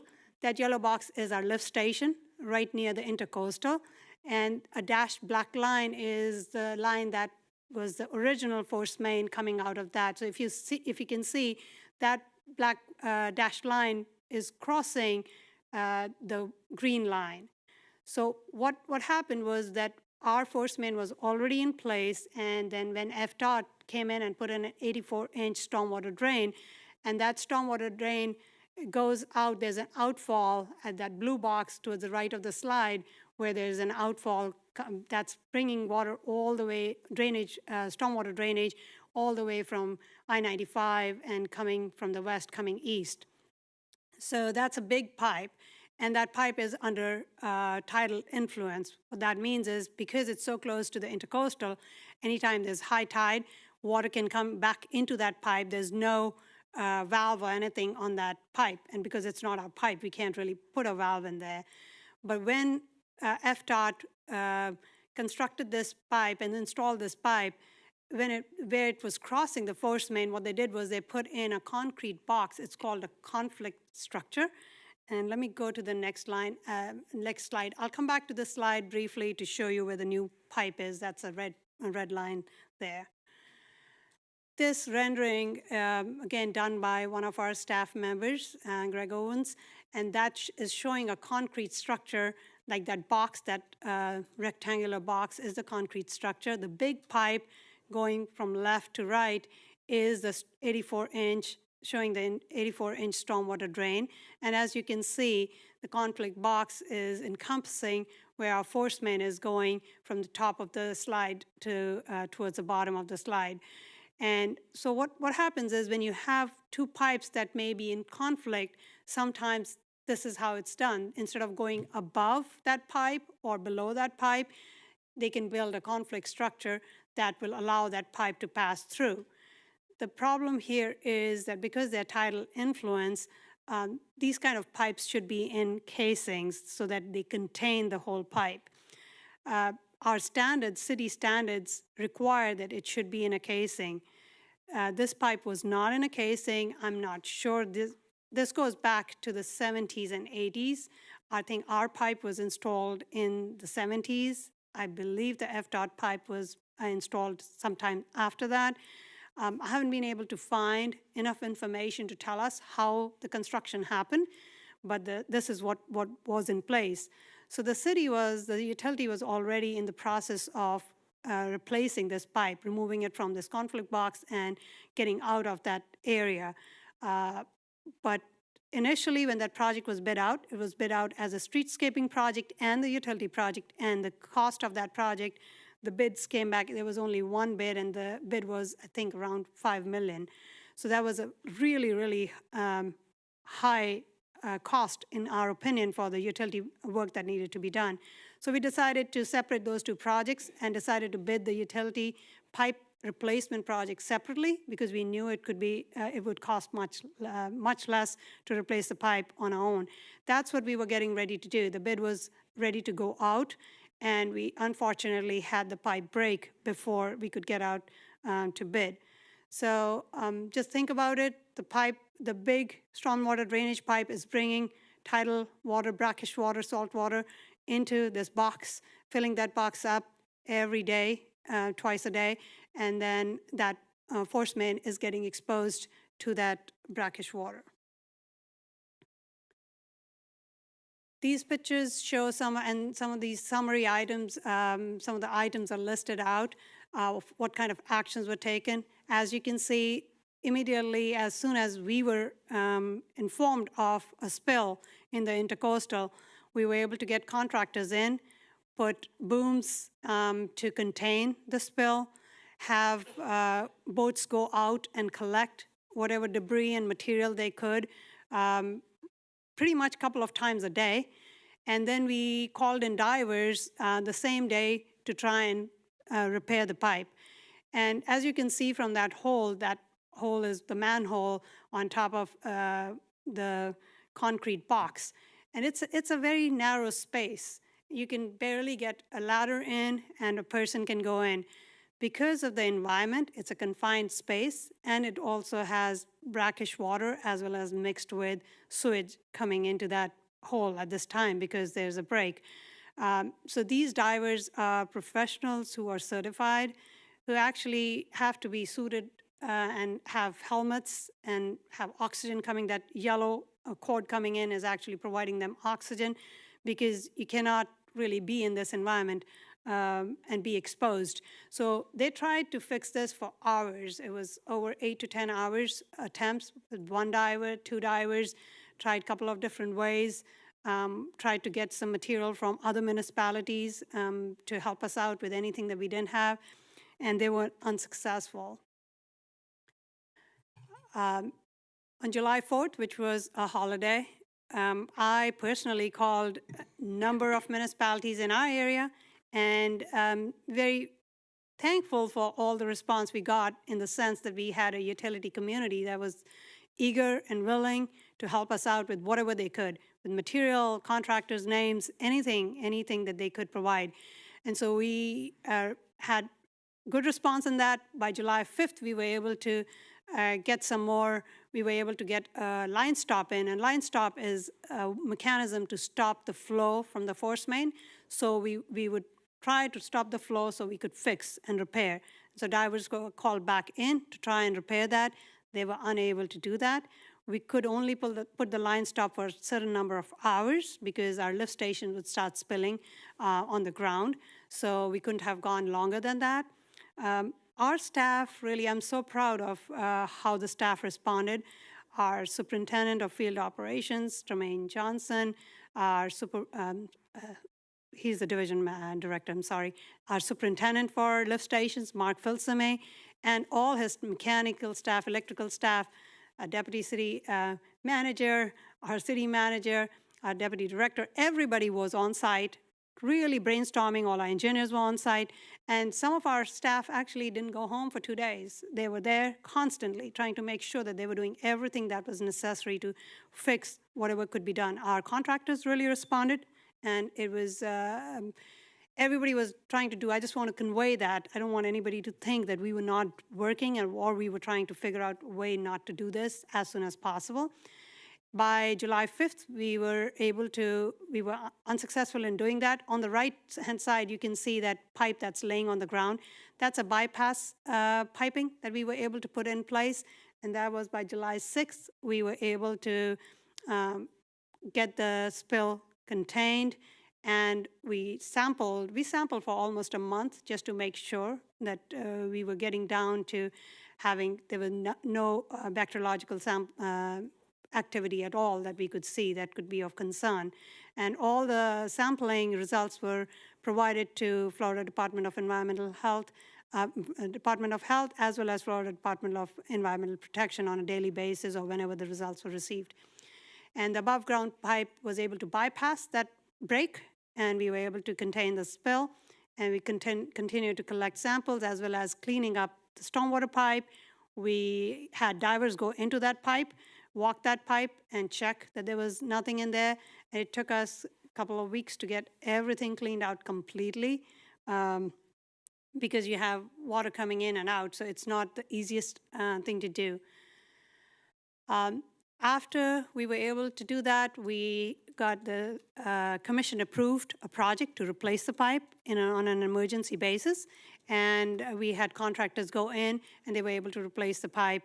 And right now, everything is back to normal. And if I go back a couple of slides just to show you the first slide, the red line where you see, that's a new pipe. So it is now above the stormwater pipe.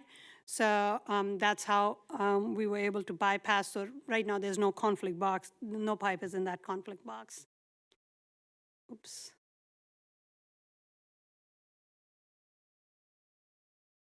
We also went through our system evaluation, looked at any procedures that we needed to review and revise if needed, our communications with the wastewater treatment plant to make sure that we were in constant communication if anything like this was to happen.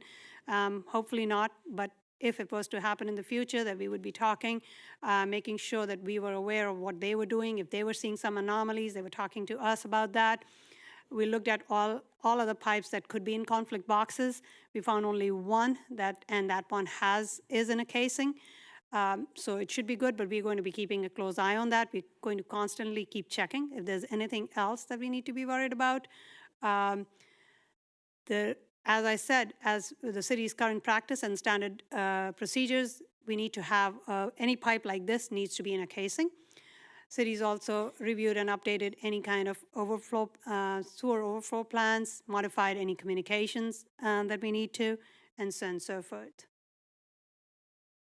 As I said, City Commission approved repair and replacement of the damaged force main on an emergency basis, and that was completed on September 16, 2023. The utility has started a project to systematically review the existing underground utility infrastructure and develop a risk matrix, and we'll give that presentation of what the scope of that work is going to be and what the timeline for that is in the near future. And we are continuing to perform condition assessment of our wastewater collection system assets and develop a ranking and prioritization for any kind of repairs or any kind of replacements that are needed. So in conclusion, the city ended up spending over 1.6 million for containment, cleanup, sampling analysis, materials and services for repairs and replacement of the damaged pipe. The repairs to the damaged force main was very challenging, but the utility staff responded immediately to mobilize emergency contractors and anybody else that we needed. And at all times, city staff reacted quickly and expeditiously and communicated with city manager's office and regulatory agencies constantly to keep everybody informed. The circumstances were very unique, and it was just, sometimes it's like one of those perfect storms that happen to us. Doesn't mean that we are not going to go check. We're going to keep checking and try to preempt anything like this that can happen. The stormwater conflict structure was only accessible in a certain way, so it took us a little bit longer. If it was a pipe just in the ground, we would have been able to get to it and be able to replace it faster and repair it faster. And the pipe could not be exposed in any other way, because if we tried, we talked about through that. Could we remove this conflict structure? Could we do something else? But that could have caused more damage and caused actually more sewer overflow in that area. And the city's quick response and approach prevented further pipe damage as well as more widespread impacts and resolved the emergency as quickly as possible under very challenging circumstances. And I'd be more than happy to answer any questions. All right, thank you so much, Dr. Calcott, for that presentation and for the report that's been put together. I was the one who made this request, and I have asked you some questions, but I do want to follow it up with a couple more today. First, let me say that I'm pleased to hear that you have identified all of these other conflict boxes that may expose the intercoastal to potential damage. That's really important, because when this occurred, my first question was, well, how many more are out there, right? That we need to be ahead of it and make sure that if we need to put casings or make replacements, that we do that ASAP and not wait for another accident to occur. I do want to ask you about how the city responded in terms of informing the residents, because that was a source of many questions from the neighboring residents. As you know, I was on site and I did make my calls, but what was the city's protocol at that point in notifying the area? So people in the immediate vicinity, we reached out to them and let them know the buildings, the residential buildings in that area. We reached out to them, to the management staff there, and let them know. We put signage in that area. We put a board, electronic board. We sent staff out to talk to some of the businesses to make sure that they were aware of it. We also put out, I did a couple of interviews with the media to put that out. It was also put out by our communications department. So there were some of those things done. Could we do better? We can always do better in communications. I believe that very strongly. Sometimes when we are responding to an emergency, our focus gets onto that emergency, and that's why when we looked at our communications plan, we looked at our process flow for how the communications should work. We have made adjustments in there. We've also talked to our communications department so that we can be more proactive. So everybody is not thinking about resolving the emergency, but somebody is also thinking about how we need to communicate. So that is something that we are more than willing to look at more closely if we can share. We've already shared the report. If there are any suggestions on anything that we may have missed, would love to hear. But we really talked to everybody and thought about what else can we do, how else should we do this better. And so we've made those adjustments, and we will keep those in mind in any future incidents. Well, I certainly appreciate those comments, so thank you for that. Again, the communication with the public was something that was brought up to me numerous times, and I know that the city had made some steps, but there's clearly some sort of disconnect or breakdown. So I look forward to having that conversation with you and the management team to make sure that we improve that level of communication. So should something happen in the future, we don't have the same level of confusion, misunderstandings, which only breeds mistrust in our local government. I do want to ask you also about the means of detection, because again, I'm thinking about the future, and we will have accidents. Pipes will break. Things do get old. And what is the means by which we detect these incidents? I can make some assumptions based on my knowledge of physics, but I'll leave that to you. And the reason why I'm asking here is, what can we do to improve our response time? Because I know that you guys did a lot of work, but you know, if truth be told, this probably started a whole lot earlier than it actually did. Perhaps it just wasn't at the level of severity for it to be noticeable. Does that make sense? There's usually some sort of trickling effect until things get worse.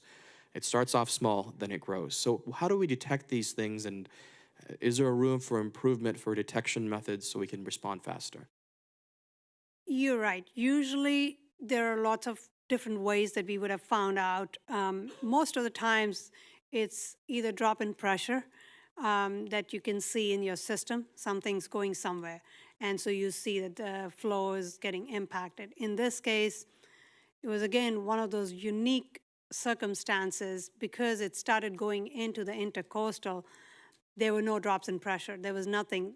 The system seemed to be behaving. Usually your lift station would come down, or your lift station would overflow, or we have floats that are on our automated alarm systems that would show that the level of a lift station wet well is going up, or something's not changing, something's not going as the time-wise, like diurnal patterns and things like that. So our folks are looking at SCADA systems, which are systems that are out in, like all the lift stations have those that communicate with what the pressures are, which pumps are coming on, which pumps are going off, and a lot of those things are how usually we would be able to tell if there was something not right. In this case, it was like an open system, but the system kept flowing. So the only indication afterwards for us, and we are going to keep that in mind, was that the wastewater plant did have a drop in flow. And initially, the thought process was they called us. They said, do you have any breaks anywhere? And we didn't see any breaks anywhere. Whatever we checked, we didn't find anything. We looked at all our lift stations. Everything seemed to be flowing. All our pumps seemed to be working. There were no pressure drops anywhere. So we told them, no, there was no breaks as far as we could tell. So they started looking into whether their meters flow meters could be incorrect. So that was the first thing they started checking into. So now even if I had known everything that we know, it would be impossible for us to go check every place. What we could possibly do is do a smell test, go around in some of the areas and say, are you smelling something? And that could be an indication that something else might be going on. But other than that, when you have a break somewhere, unless you get some pressure drops, unless you see some SCADA instruments telling you that the flow is not working out, or something's wrong with some pumps, or your wet well levels are high or low, those are some of the indicators for some of these things. Otherwise, it becomes really hard to tell in a big system. You can't see every place because a lot of stuff is underground. That's a problem. So sometimes you'll have things bubbling up, and that'll tell you. Sometimes there'll be a sinkhole, that'll be telling you. Sometimes there will be pressure losses throughout the system. So all of those indicators are ways to do something about it. We've really, really scratched our heads and tried to think of what else could we have done to find out earlier. And like I said, there would be very few things we could have done differently to find out earlier, except for, yes, the wastewater plant did see a a flow drop, and that could be an indicator for something. So we would, next time anything like that happens, we're sending everybody out throughout the system, trying to see whether there's anything else that we're seeing, there's any other anomaly that could be happening, because it's not visible, because it was going into the intercoastal. So that's the bad part of where it happened and how it happened. The good side of that is that it didn't expose people as much. And we were able to contain it in that area, and we were able to clean up that area faster.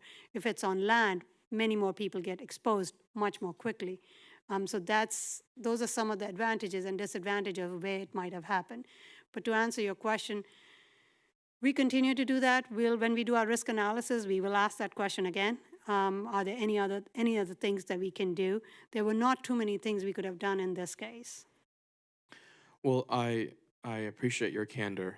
And while I don't expect perfection, what I've heard from you, part of what you've said is that, listen, the wastewater treatment plant, which is in the border of Boynton and Delray, was able to pick up on these pressure drops, the flow drops, in advance.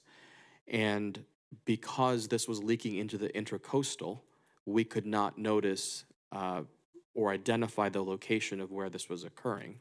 It was an open system, I believe that was the phrase that you used. So while I understand that, it is concerning because we are a coastal city, and I would assume that that would not be the reason for why we wouldn't be able to detect these changes, right? And so, in other words, because we're a coastal city, my assumption here is that we have already preempted those types of challenges, and we would already have sensors.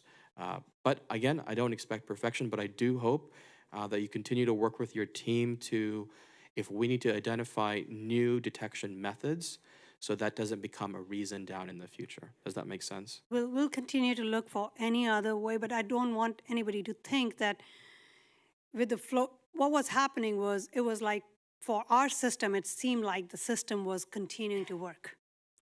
It didn't seem like anything in the system wasn't working. And when you have a break, the system stops working. Because we could somewhere. not identify where, if anywhere, there was an issue. There was no indication there could be an issue except for a flow drop. And that flow drop, the first thing they wanted to check was whether there could be a flow meter issue. And if there wasn't a flow meter issue, then, and I understand what you're saying, I'm not trying to argue the point. I'm just trying, I don't know if everybody understands, when you don't have anything stopping that pressure, or somewhere the pumps are continuing to work as hard as, because they're continuing, they think the system's working. So we are looking at if there's any other ways.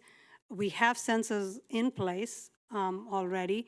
This was a very unique area and a very, very unique situation. But I hear you. We still don't want anything like that to ever happen. We don't want ever to have any sewer going into any water body, and not the intercoastal at all. I agree. With whatever we can do, we will. But I will go back and see if there's anything else that we may not have thought about. With that, I want to say thank you, and I appreciate the work that you're doing. All right, and I look forward to these improvements. Let me turn now to my colleagues on the dais if they have any additional questions or comments for Dr. Kalkat. I'm seeing none on my right. Anybody on my left? Commissioner Kelly, did you have any questions? I just had one question. Thank you for the presentation. I'm curious, when we're talking about detection and us not recognizing that there was an issue, and I know you said it's a unique situation, and during agenda review we were talking about this. You know, when FDOT put in that conflict box, did that contribute to the inability for detection? Meaning, there's water flowing, our line breaks, but there's still the same amount or right around an expected amount of flow. Is that what could have contributed to the lack of, or the not being able to see a detection in, you know, an immediate detection in flow? The area that this was in, where the conflict box was, because of the tidal influences, yes, that contributed for us not being able to see something and be able to get a faster response because of that.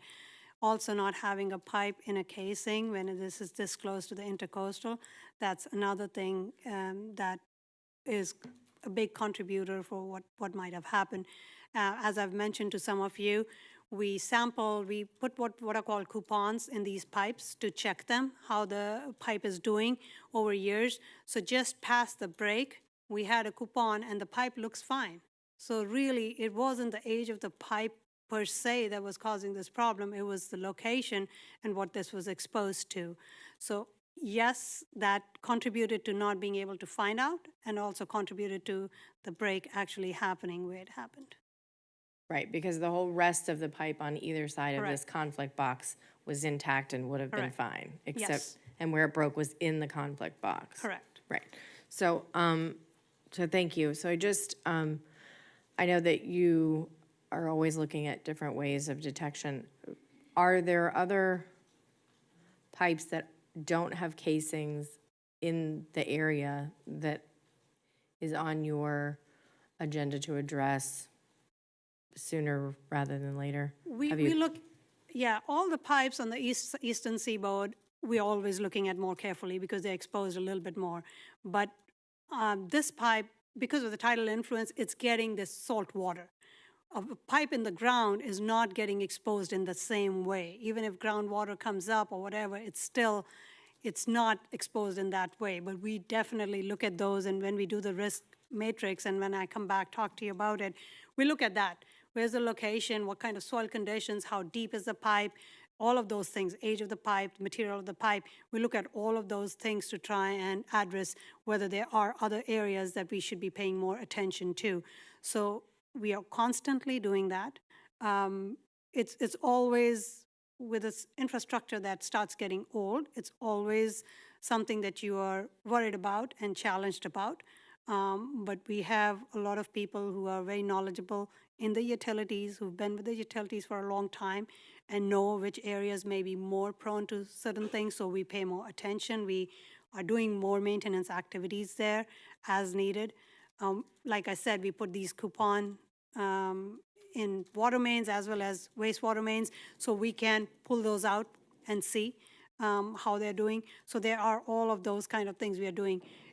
Yes, there are always areas that are going to be more prone. On the western side of the city, we feel a lot of pipes were put in really, really deep. So sometimes there's only a small break, but we have to, it becomes a costly emergency expense for us when we have to fix those. On the eastern side, they may be more shallow, so you can get to them more easily and repair them, but they may be exposed more because of the groundwater. So there are challenges with all of that, but we continue to look at how we should be prioritizing based on those challenges. Okay, thank you so much. That's all I have, Mayor. Thank you. Thank you, Commissioner Kelly. Anything else from my colleagues? Last call. All right, with that. Just a few. Oh, all right, Commissioner Hay, go ahead. I really appreciate the way you guys handled this as best you could, and you took action immediately. I was thinking, you know, there's all that phrase of boots on the ground. I heard you mention something about the community. Maybe we could have eyes on the ground, but if we could educate the community on what to look for, and make that a list that we could educate them. If you see this, that, I don't know what that would be, but, you know, smell or water settling on the ground or whatever. If we could make that available to them, I'm sure they could be of some help. The community could help us, and because naturally, the more eyes you have looking for these things, the better chance we have of catching them before it becomes a real problem. So what I was thinking, Poonam, if we could get something that we could educate, a list of what to look for, and I don't know, put in the water bill or whatever, and say, hey, we need your help in making sure we don't ever have this problem again in the future. Here's what you look for, notify, you know, this phone number, whatever, something of that nature that we could get the community involved. What do you think? That's an excellent idea. We actually, anytime anybody calls us, that's what we tell them. You are sometimes our first eyes on the ground and first ears. If you're seeing something that doesn't smell right, doesn't look right, please let us know, because sometimes we don't have that many people that I can send out to throughout the city and look at every single thing every single day. I wish, I want to, I would love to, but that's not always possible. And not just our community, we actually ask even city employees that are out and about if they see something. Utility staff, maybe meter readers who might be going in and doing something else, if they see something. So you're absolutely right. That's an excellent idea that we can come up with, hey, these are some of the things for water breaks. This is what you might see for a sewer break, a lift station not working. This is what you might see. And even if it means that some people might call us with something that may not be an issue, we would rather know that. And we would rather have somebody check that out and not find out. So I think that's a great idea that we can implement pretty much right away. Especially based on what we have experienced, let's use that as a springboard into the reason we are trying to educate Okay. us. Yes, thank you. Thank you. Thank you, Commissioner Hay. I'm tempted to respond or not respond, or I don't want to belabor the point. I do think it's a good idea to educate the public, but I'll just say the following. At the same time, right, I just don't want to cause a sense of panic. That's the perspective I'm coming from. I don't want them to think the city can't get itself together, so now we're asking people to go run around and start sniffing, right? This is, Yeah. it sounds... Your point is well taken. However, but- I think everybody heard this and read about it in the paper, so it's not something that's a surprise to anybody. But your point is well taken. Thank you. And I understood your point as well. I think we should inform, but I don't want to cause a sense that we're not able to do something that we really should be able to do. We can say if you see something, say something. Okay. Yes. Or smell something. All right. All right, let's move on. Anybody here in my... All right. With that, we thank you for your time, your hard work, and your presentation, and to your entire team. Thank you. Thank you. Moving on to item 11B, this is a presentation regarding fleet management due to the concerns with the auto strike and the possible reduction in products. This item was requested by Commissioner Kelly. Mario, please introduce yourself and begin the presentation. First and foremost, happy holidays, everyone. Happy New Year as we get to closing 2023. Good evening, Mayor, Vice Mayor, Commissioners, my esteemed colleagues and members of the public. My name is Mario Guzman. I'm the Director of Public Works. And I'm going to give a real quick overview of where just the automotive industry is standing.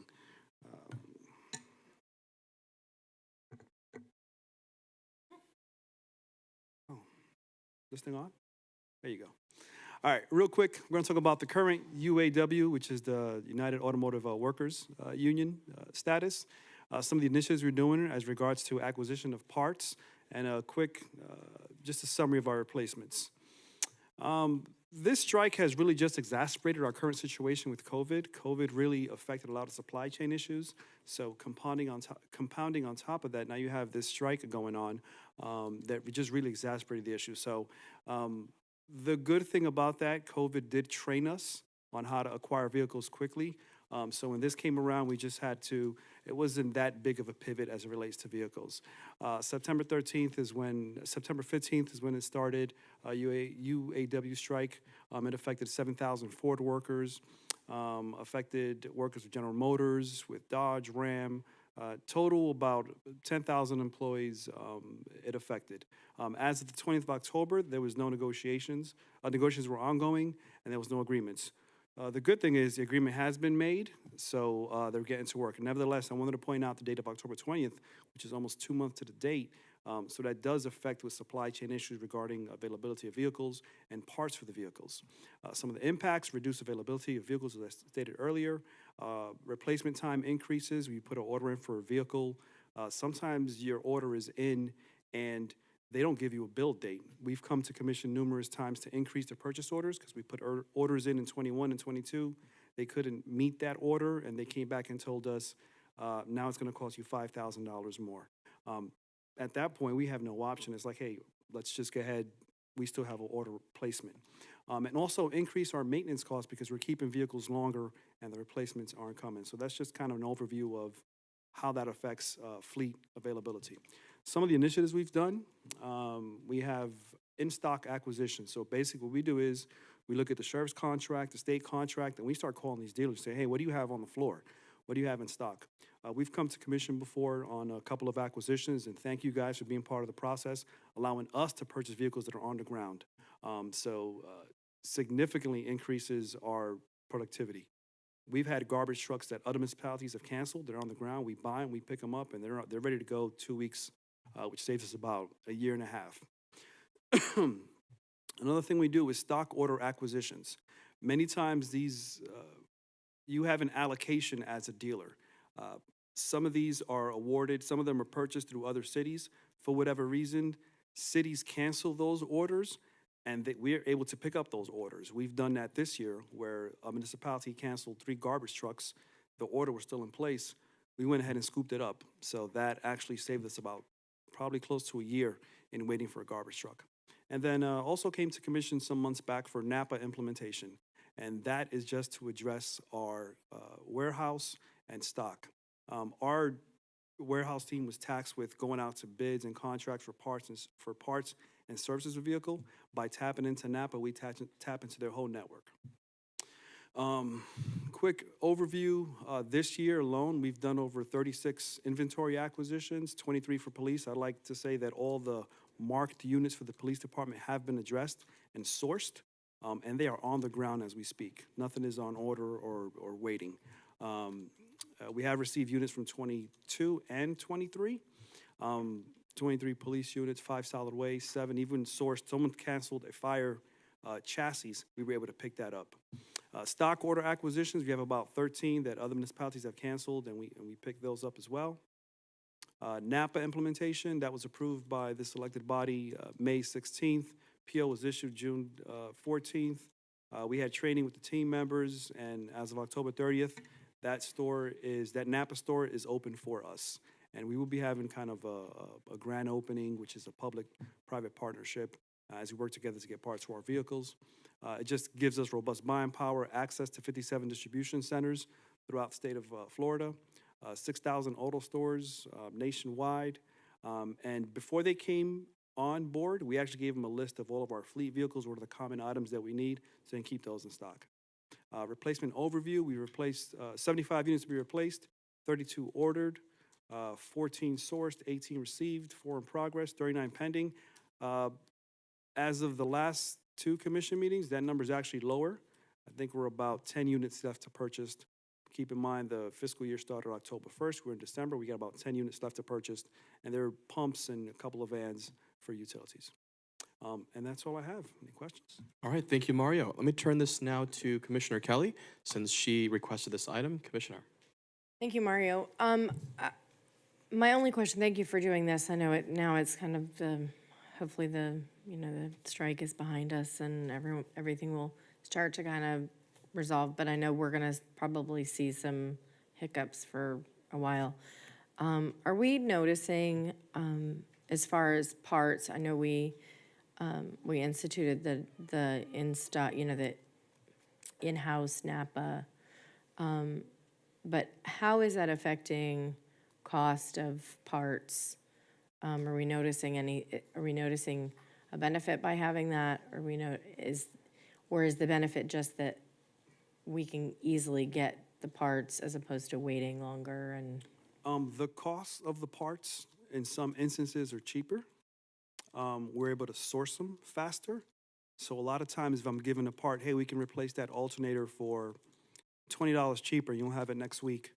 Or we can spend $30 and have it today and have that vehicle on the ground. We have to factor that into the equation. The parts cost is cheaper. Where we are really maximizing as a city is opportunity costs. Less contracts, less invoices to process, less staff power to process all those invoices, contracts. That's where we're really maximizing our opportunity costs.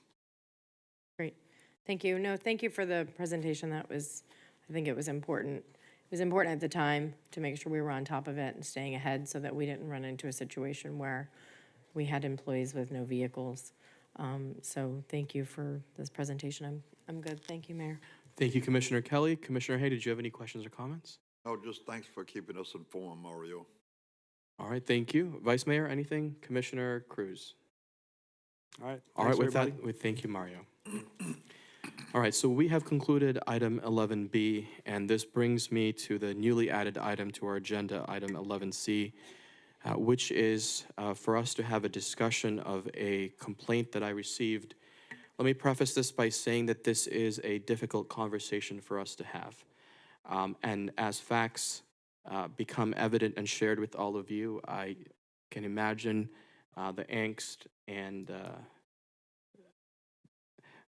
the difficulty it is for us to hear some of the complaints we've received. I'm going to summarize it, but I want to inform you that although I can summarize it, I have received a formal written complaint. And so if it is the pleasure of this board to hear the letter, I can certainly read it. I can also certainly forward it to all of you. But first, I want to address and make it known to all of you. And the backstory or the preface to all of this is first for me to say that when an employee makes a complaint, whether it be about discrimination, retaliation, whatever that case may be, normally this employee would go to the HR manager, they would bring it up to the city manager, and unfortunately, in this particular instance, the individuals involved are the individuals I mentioned, the HR director, the city manager, the deputy city manager, the city attorney. And so when that happens, we can't go to them as we would normally do. And with that, it has been elevated to the level of the commission. Now, I have spoken to multiple attorneys, and when this is brought before us, claims of retaliation, discrimination, disparaging treatment, we have a legal responsibility to address it. You know, I struggle to discuss this because the claims are difficult to hear, they're difficult to read, but it is not something we can ignore. We have a legal responsibility to address it. And so let me turn now to my colleagues and say, you know, would you prefer that I summarize the situation? Would you prefer that I just share with you the formal complaint? What would be the preferred mechanism to discuss this? And so I see that, Vice Mayor, your hand is already up. Let's turn to you first, and then we'll go back and forth. I would like to see this complaint before opening up dialogue, especially if it's with executive level management. And if these are, you're saying these are complaints, correct? Yes, these are complaints, and they are extremely... Right, and I don't think it's appropriate because we don't, I need to look at the facts, I need to look at this before, because I feel that we could then open up the city to a lawsuit with individuals that may be in this complaint if we discuss this on the dais now. Well, this is why I'm presenting options. Yeah. Right? And so your concern about opening us up to a lawsuit is precisely the same concern I have, which is why I do need to share this information with you. And I should inform you that this complaint letter, I did receive it earlier this afternoon. And so, and let me also share with all of you, I did receive an initial email prior to our HR director being placed on administrative leave, which was then followed up with a more detailed, scathing accounting of various incidents. Now, you know, Vice Mayor, the goal here is to act responsibly, and so this is why I have to bring it up to all of you, and whatever it is that it is the wish or the direction of the board, we will follow, right? And so, you know, if there's anybody else that would like to speak on this item, Commissioner Kelly, then Commissioner Hay. Thank you. Yeah, I mean, my position, I haven't seen it, so my position is that I would like to see it and have my own conversation with city attorney before having a discussion openly during a commission meeting and be able to, I mean, I know you had to bring up this initial at a commission meeting, but I would like to have some of my own, you know, discussion with city attorney before we talk about it in an open forum. Okay, all right, Commissioner Hay, you were next. Yes, we've had similar situation like this, even when we are behind closed doors. We have allowed the mayor to do an internal investigation and bring back the information and at which time we acted on. This has gone above. I do want to know more about it, but this is, according to what the mayor is saying, it's above, and it includes certain key people.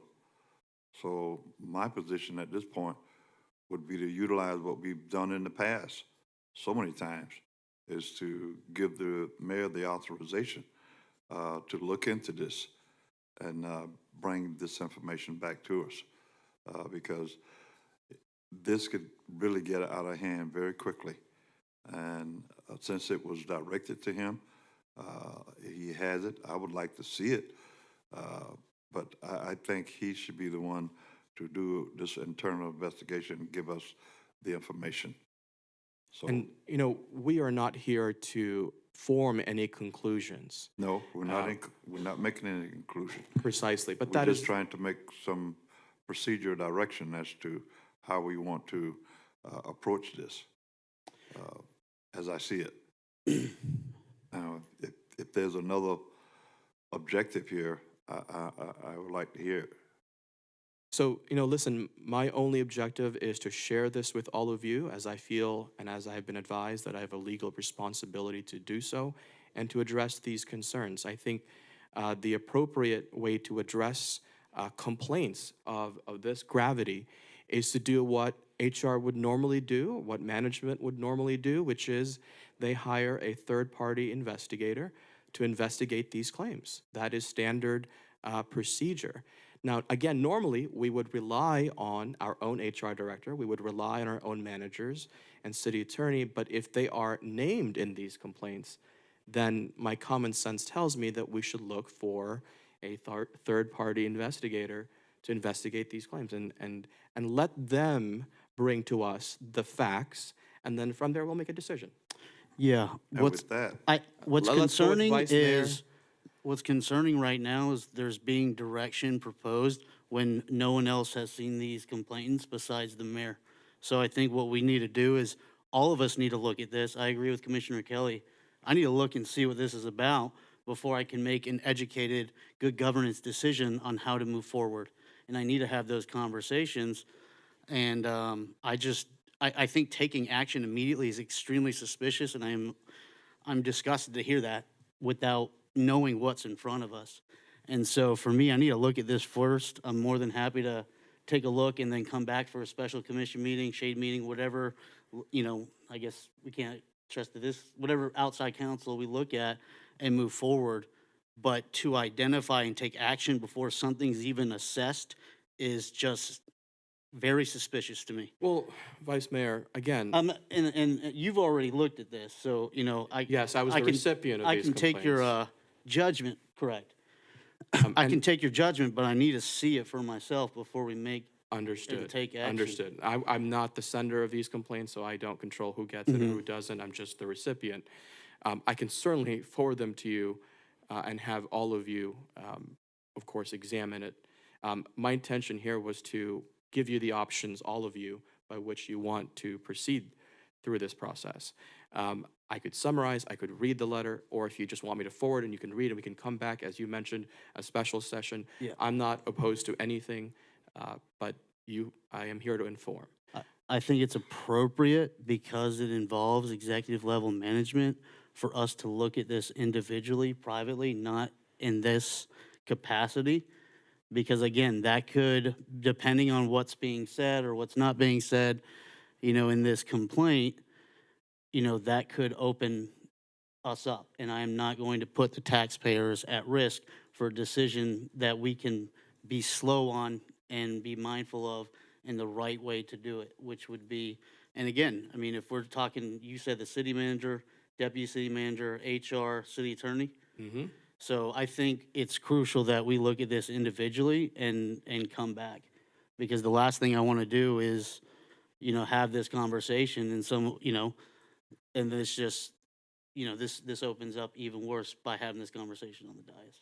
Well, we can only have it on the dais, right? This Yeah, is the only but we don't know way- what we haven't looked at this. right? You're the only person that's looked at this. And so I think we all need a chance to look at this before we even make a decision, you know? Your point is taken, Vice Mayor. Yeah. I understand. Commissioner Cruz, your thoughts? All right, first of all, I mean, I agree. I mean, I would like to also see the complaint, to understand it further. It was good that you mentioned that we have a legal duty to address this because this would be my first time hearing something like this or even encountering something like this in this current position. At the same time, it's important to note that when investigations happen, if you mentioned that the people that are in the investigation would be management, and it's the Yes. city manager, Yes. deputy. Yes. The individuals that have already been Okay. named. So because of that, we might have to have a further discussion about what needs to be done, because if there's a question of situations that may or may not have happened, you know, with management, and management is overseeing that, then, you know, how do we handle that? And it was mentioned earlier, maybe like having a shade session or something like that. But the question is, if, for example, and I'm so sorry that this is happening, but if it appears that our city attorney is also involved in it, how do we have a closed door session if the individual named potentially would be part of that? Would that not be a conflict in that case? So I then, see a head nod from our city attorney. so that can it we would get some advice from? Before you chime in, City Attorney, can I just jump in very quickly, Commissioner Cruz? And the City Attorney can correct me if necessary. My understanding about shade session is that they occur under very limited circumstances. In my history in the city, shade sessions occur if there is matter pertaining to CBAs, negotiations with unions. The other matter is for actual ongoing litigation. And you've experienced some of that. This particular commission has experienced some of that, where the case number is announced and the title, and then we meet in closed door sessions to address the litigation matter.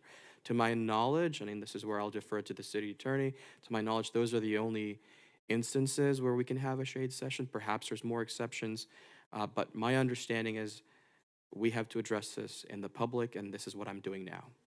All right, so City Attorney, you were about to chime in, so I would please. just say, without knowing who exactly, I don't know who it's from and those sorts of things, and to the extent that it might involve me, there's really two separate things going on, right? Can I advise you about a shade session one way or the other?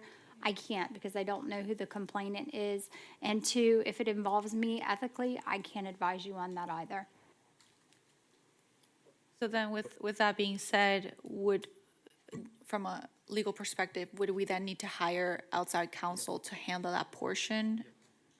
Well, typically when there is a complaint, and I'm just speaking generally, relating to retaliation and those sorts of things, you have to look at what is the protected activity that was retaliated against, and those sorts of things. There is a deputy city attorney who can provide advice relating to those things. However, the commission does have the authority to appoint special counsel.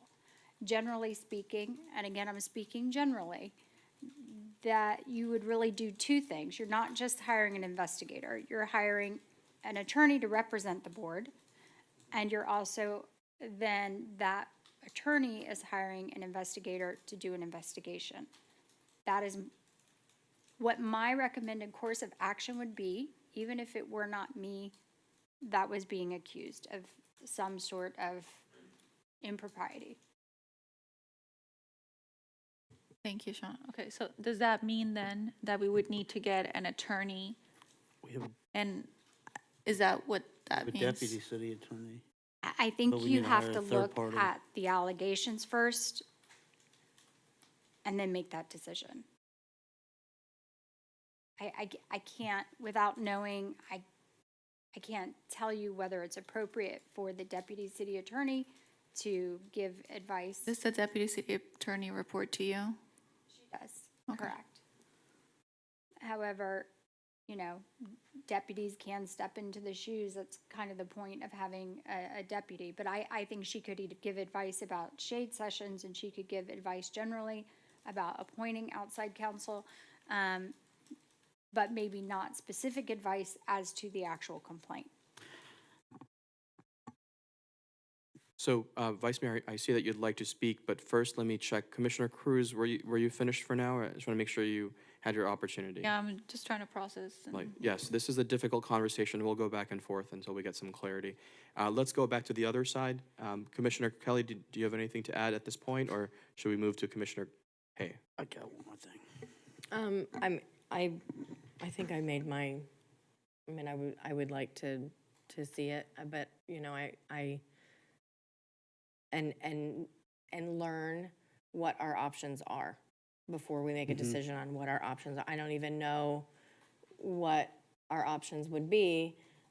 And Commissioner Hay, thank you for informing us that this has kind of happened in the past and what they've done in the past, but I would like to know what our options are, and if that's our option, that the mayor investigates it and the mayor, you know, does due process and that happens correctly and legally, then that's, you know, what would happen, or that's what we would all decide at a later meeting. But without knowing what the options are and without being able to speak to our city attorney and get input tonight, I'm not comfortable making any sort of decision other than I would like to see what we're talking about.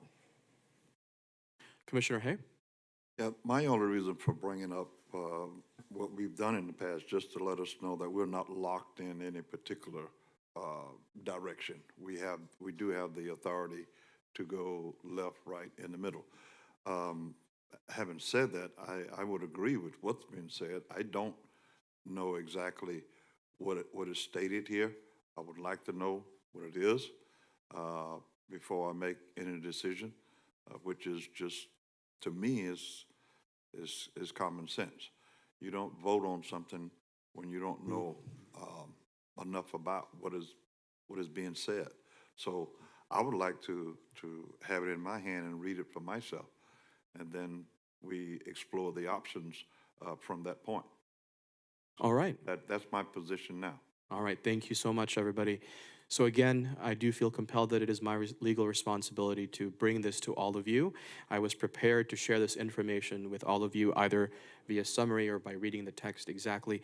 But I see that the direction that you are indicating, which is you'd like to address this privately, understand, ask your questions privately, then we'll come back, and by then, hopefully, we will have some options.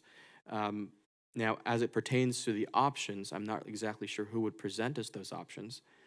My understanding, even from my conversation with the city attorneys, it is the standard procedure to hire a third-party investigator, which is what the city does, if I misstated. But I believe that's what the city does when it comes to employees. And so I don't see why we would do anything differently. And this third-party investigator would just assess whether or not there's, credibility in these claims, and if there are, how we can proceed forward. My City Attorney, go ahead. recommendation is that you hire outside counsel Yes, first, that is which my- is separate than an investigator. Separate from investigator, And then okay. that outside counsel can advise you as to whether or not the complaint's raised to a level that warrants an investigation. I see, okay, all right, understood. That it's separate, Understood. because it has to be a valid legal complaint on its course. face. Correct. Of course, all right, so thank you for that clarification. Just for clarity. Go ahead. I can't with the sunglasses. Well, They look good.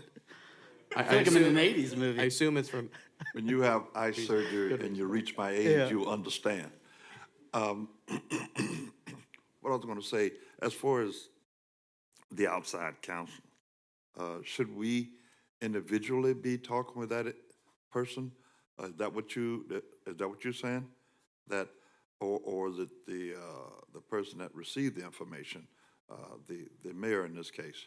So you guys are the board, and the board is what is represented by council, and there is, unless you guys direct all of council to go through the mayor, each individual board member has the right to speak to the council.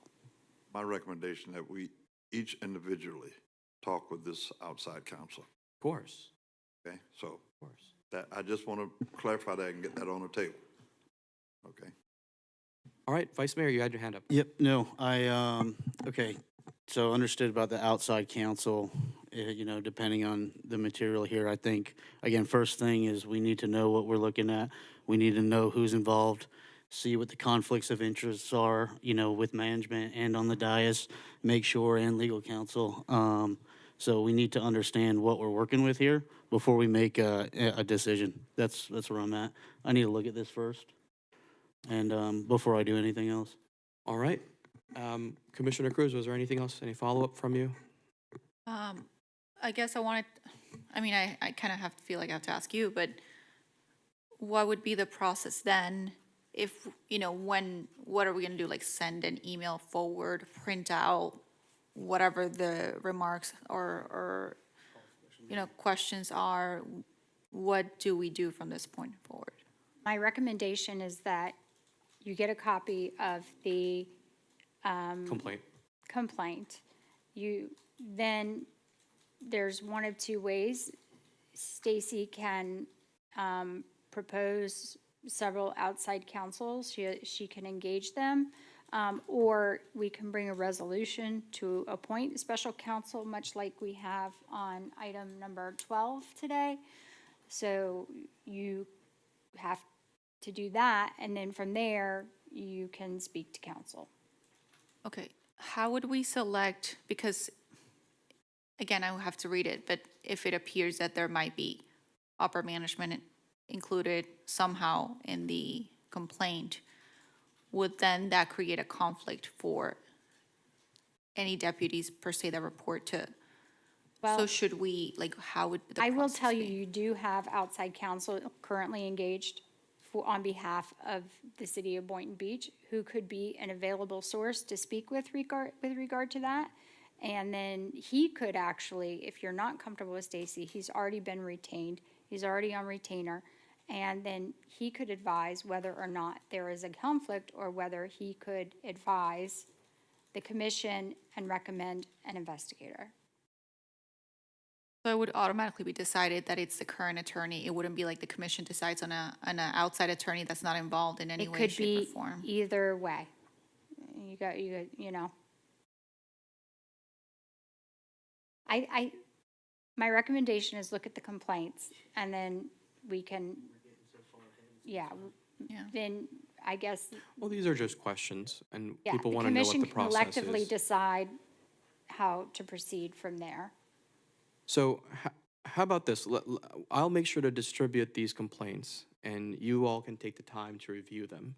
And before we leave today, I'd like to, you know, figure out from all of you how much time you need, because I'd like to have a meeting on this so we can move forward. You know, Vice Mayor, I heard you say a special meeting. I mean, that's I'm something okay I with can it, yes. certainly call. This After would be a Christmas. very short special meeting, specifically just to discuss the complaint and what next steps you'd like all to take. Is that something that all of you are open to?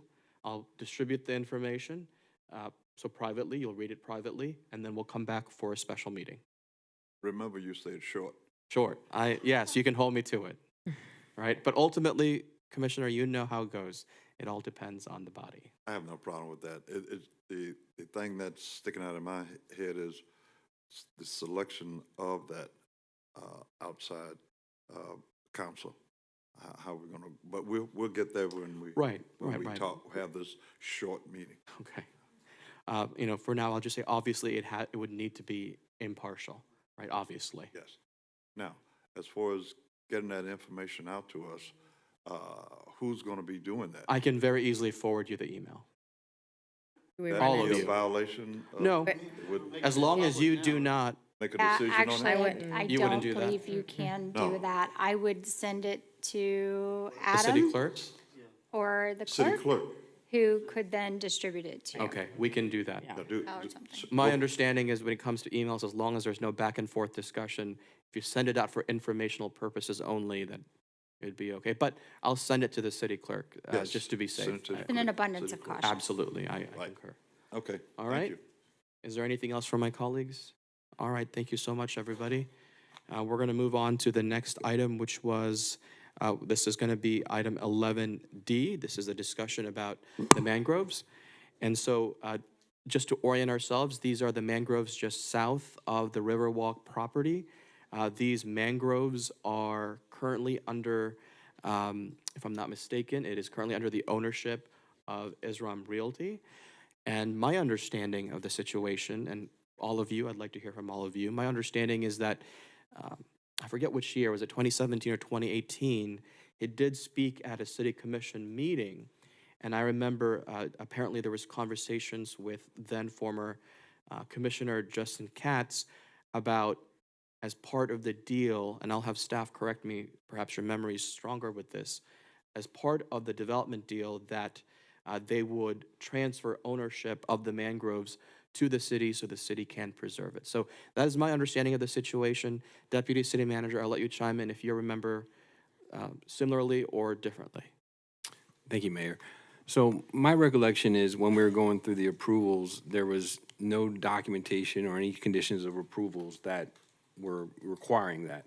I think there was some discussions either privately with Mr. Katz or individually with the board with the interest of doing that, but there was no formal agreement or written agreement to do that. I think there was, like I said, a verbal commitment or a promise to do so.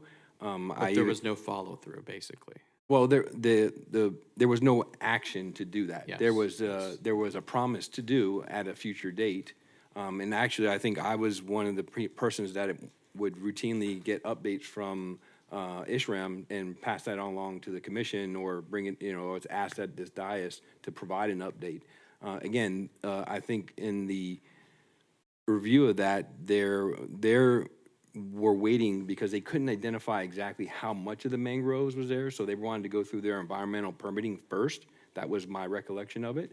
And then once that happened, then they were gonna look to actually deeding or providing some easement to the city so that they could fulfill the vision of that boardwalk along the intercoastal there. So I did reach out to Ishram this week based on some of the emails I saw going around, and I did hear back from them that they do still feel that's a commitment.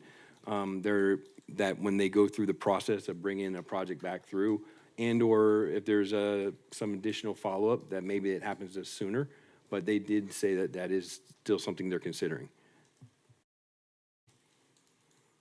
All right, sounds good. So, listen, my concern here is, depending on how we word this, there was no follow-up, there was no commitment, but I'm glad to hear that there's still openness for this. So let me turn now to my colleagues. Those were just my initial thoughts. Let's go around the dais. I don't know who was last, but maybe Commissioner Kelly, then we'll go left to right. Yeah, I talked to Andrew in my agenda review, and I think that I know I've seen the emails, and I need some clarity on, even what, I'm glad to hear that they're still willing to do that. And moving forward, it's my understanding that once they have to come before us, that's something that we could solidify at the time,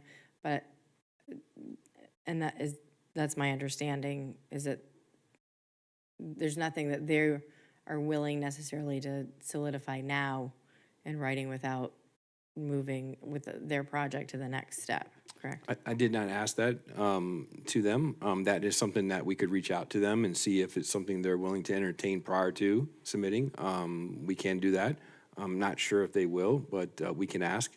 Again, like I mentioned, that you may have an opportunity when they do, if they do submit for a project. We don't know when or if they will at this point. So that's another opportunity as well. Okay, thank you. All right, thank you, Commissioner. Commissioner Hay? Is the city, who's maintaining them now? They're under private ownership, so Private? the developer or the property owner is the one that's responsible for any maintenance that would be required at this time. your recommendation is really for, come up with an agreement between the two to turn it over to the city? I think that's something that we need to look a little further in. You know, if there's other means to accomplish what the city would like to see done, which I think the vision was this boardwalk that had allowed public access to the waterway. If we could obtain that without having to own the mangroves, and let them in perpetuity do the maintenance, that might be a better option. Yeah. But again, these are all things that we would have to sit down at the table to negotiate or discuss with them. If you guys decide today that that's the direction you would like to do, we can initiate those conversations and bring back a report. That's the direction that's where I am. Proceed to talk at the table with them, come up with that agreement, hopefully, and we move forward. Yeah. I concur. Anything else from my colleagues? Yes, thank you, Mayor. Yeah, I mean, you said, you hit it on the head, right? I was gonna bring up who had this verbal agreement. It was on the dais, it's on YouTube, it's posted. You know, I think the most important thing is to come back to the table and get this in writing. I know I talked to the DCM about this. You know, a verbal agreement's great, but it's not gonna stand in court. And so and I know that we don't have, you know, really leverage or any negotiating power in this, except for good faith and a handshake. And so at this point in time, you know, as far as next steps, I think we just need to see if they can come to the table and are willing to get this in writing. You know, this is you know, we're holding our end of the agreement, and I think, you know, they should do the same. You know, and as mangroves are important, you know, there's a lot of preserved mangroves throughout the city. You know, that border, you know, both Ocean Ridge and Boynton Beach off the intercoastal, and so for me, whatever I can do to help preserve them, and you know, what we can do as a body in the city, I think, you know, matters on what we can get in writing, what we can get as an agreement. So I just, you know, if there's consensus, I would just ask staff to come with the applicant and try to get, you know, something in writing. All right, Commissioner Cruz, any thoughts on your end? Same thing, I agree with what was said earlier, and to have staff communicate and bring something back to us. All right, thank you. Deputy City Manager, was there sufficient clarity? I want to make sure. Yes, sir. Okay, thank you. No, this is a internal discussion item of the City Commission. No action is being taken today. However, I do see one person has approached the podium. Let me ask for the consent of my colleagues. Are you comfortable with public comment on this item, even though there is no item?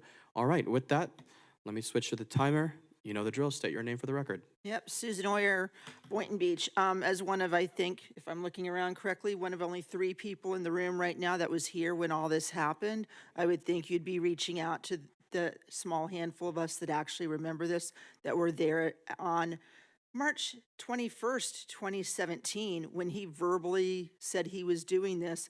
And I'm sorry, that should hold up in court, because he said it during a commission meeting, and it's on videotape, and we all heard it. And I'm one of the witnesses. Feel free to swear me in.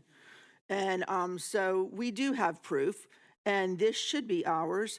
Approximately a year ago, someone from Florida Wildlife went out there. That place is chock full of orchids. I'm not sure if you're aware that that is, those of you who are new to the area, that's where Merkel Orchids used to be located, and they were one of the largest orchid distributors in the United States back in the day. I mean, the last time I remember them being there was, I think they closed down like the late 80s, early 90s. And apparently, every time they thought something was dying, they tossed it out back. Bear in mind that they were there long before the ghost orchid laws went into effect. There is potentially ghost orchids back there. We need to be having an examination by a governing body from the state of Florida or the federal government to go in and actually examine and see what is there. The ghost orchids are federally protected plants. If you go to the Florida Wildlife Commission website, which was on the letter I sent out to all of you, that thank you, I'm glad all of you saw it, you will note that one of the things it says on the Florida Wildlife Commission website is that these trees are protected by law. It is against the law to cut these down. This guy is cutting them down. And I know that because one of the managers at Joann's Fabrics lives over there and sits on her balcony and watches him cut them down. And I don't care about the medication nonsense and who swapped what. I don't even know how that's legally allowed in the state of Florida when these are federally, sorry, I could be wrong, possibly only state protected trees. But how is this allowed? Who was on watch for this? Who has not been maintaining it? I've brought it up randomly over the years. And who is watching this for our city? This is our very, very important piece of land. It is so environmentally sensitive, it's not even funny. And how are we letting this guy build 4-story plus condos? He was only given permission, he swapped this land in exchange for being allowed to build that overheight building. That's where this ended. This is ours. And we should be taking this, we should be making the boardwalk, which was originally supposed to be down the whole length. And I really think we should be, sorry, I don't have much time. We should be embracing the orchids. We should be protecting them, cameras, whatever we need to do, and make this a one-of-a-kind experience in the United States as a mangrove boardwalk with some insane orchids in there on view. And even if it means relocating them to one spot so we could just do it, I think that would be perfect. Thank you for your time. Thank you so much. Is there anybody else who would like to speak specifically on this discussion item? Seeing none, let's go to those online. IT, does anybody have their digital hands raised? Mr. Mayor, we have no hands raised. With that, public comments on this discussion item is now closed. All right, thank you, everybody. Was there any follow-up conversation from my colleagues on this? Otherwise, we'll proceed. All right, so the next item is under legal. It is proposed resolution R23-190. I'm going to turn now to our city attorney. Thank you, Mayor. Previously, this board appointed by resolution former interim city council Weiss Rhoda to do an investigation into Town Square. And unfortunately, it turns out that prior council, when he previously worked at Goran Cheroff, actually worked on this item. Therefore, it created a conflict of interest. So he cannot, they cannot both investigate when they also worked on the item. So therefore, I have proposed that we have Pam Ryan of Ryan Law. Pam is here. She can discuss her qualifications, and you can also discuss if you have any specifics that you would like the scope of her to investigate with relating to Town Square, if it pleases the commission. All right, thank you, City Attorney. Let me turn now to my colleagues. Before we turn to the individual, let me just open the floor for any questions to the City Attorney. We began on my left last time, maybe on my right this time. Commissioner Cruz, do you have any questions on this item? Yes, I briefly was able to speak with the city attorney, but it was just a question of, you've probably worked with this person before, so you know who she is and such. But there's, my position after our discussion would be to see if we could bring forward a few options for attorneys that could handle this, and so that the commission could have an option of who to choose from to continue the investigation, if the commission even wanted to continue with the investigation. All right, thank you. Vice Mayor, I'm going to turn to you now. Yeah, I'll say I think the public and the taxpayers deserve to know what happened with this. We owe them this. We owe them this. This is the best we can do. So the idea of not doing this is a slap in the face to the taxpayers. And I'm not going to go with that, respectfully, Cruz. The other thing, so City Attorney, can you explain the importance of what a conflict of interest is with the public and why you would choose, a different attorney, and what the complications are, for an investigation when there is a conflict of interest? So in the scope of an investigation, especially when you're investigating how something occurred, you wouldn't hire, for example, if you had a contractor who built your roof and then all of a sudden you had a problem with your roof, you wouldn't hire that same contractor to come back and tell you what went wrong with your roof. So similarly here, we need to have somebody who was not involved, even tangentially, in any of the Town Square project, so that they can look at it with fresh eyes and make a determination where along the line the ball was dropped, if the ball was dropped, if so, where? And then further, what recommendations can be made, both from city policies and procedures, perhaps make recommendations as to what can be done to prevent this sort of thing from happening in the future. The reason I did recommend Pam, Pam was the city attorney for Riviera Beach for 16 years. So she has a wealth of municipal background as to how these things happen along the line from when the developer comes in and how that contract is made and those other things. Additionally, Pam is board certified. I would let her speak more so as to her qualification. She actually sits on the board certification review board and reviews applicants to become board certified.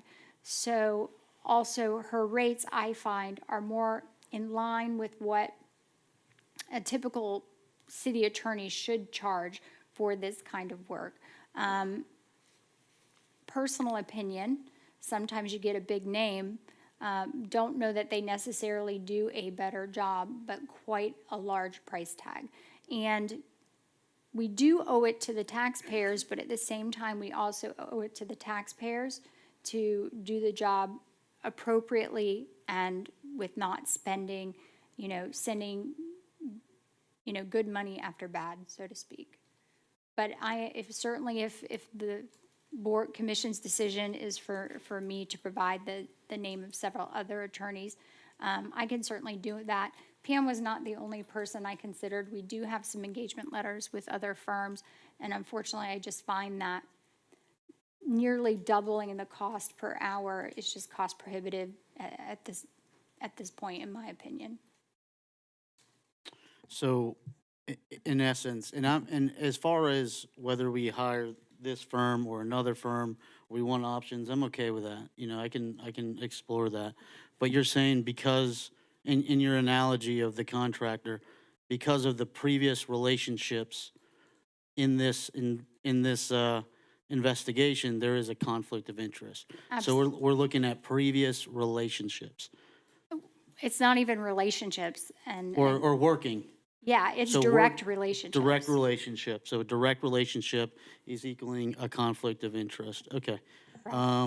Yeah, so I'm either way. I can listen to Pam. Yes. I can see what my colleagues want to say as far as getting a list. I'm either way, but for me, I think we owe it to the taxpayers. This needs to be done. Normally, I speak last, but let me just say just a few words and I'll go around the dais. I have no intention in stopping. We will get answers. We will learn from our lessons. And the reality is the ball has been dropped, in my opinion, based on the information I know, and it's been dropped more than once. And I wish this had occurred a whole lot sooner, so other balls, to continue the analogy, would not have been missed. So, the price that we are paying is greater than perhaps everyone may realize. So I'll leave it at that because I do fully intend to move forward. There was a question of should we get options, I'm open to that, but let's hear from everyone else. Commissioner Hay. I would agree with you, Mayor. We do need to, we do owe it to the public. We do need to do this appropriately so that we can lesson learn from this. I would like to go with a choice, not just one that's been recommended, even though that person may end up with it. But I would like to have more than one to take a look and choose which one we go with. But we definitely need to move forward on this. So I guess enough has been said. I agree with what's been said. My position as far as going with Tim, Ms. Ryan, Pam Ryan. okay, I would just like to have more choices. All right, thank you. Commissioner Kelly. I am of sort of the opposite, but we need to, there's a conflict. I had a conversation with city attorney. I appreciate you and your recommendation. You know, I looked into Miss Ryan's background and her history. She's board certified, which if anyone's in the legal world, it is a feat to become board certified and to be able to say that you are a specialist in your field. She is a specialist in her field of city work. So I struggle with our board to be able to take a group of 3 attorneys and select one over another based on a resume. Unlike, you know, when we're interviewing for city attorneys, we're having interviews and there's resumes, and you know, this is something where we also don't want to slow down, you know, the process either. And so, I mean, my position is, we have a city attorney and we rely on her to recommend counsel, and the best counsel that's in the area that is specialized for what we're looking for. And so I know it sounds like I'm outnumbered, but my position is that we rely on our city attorney and her recommendation and move forward with, you know, at least hearing from Ms. Ryan and consider that before we decide that we need to throw a couple extra people in the mix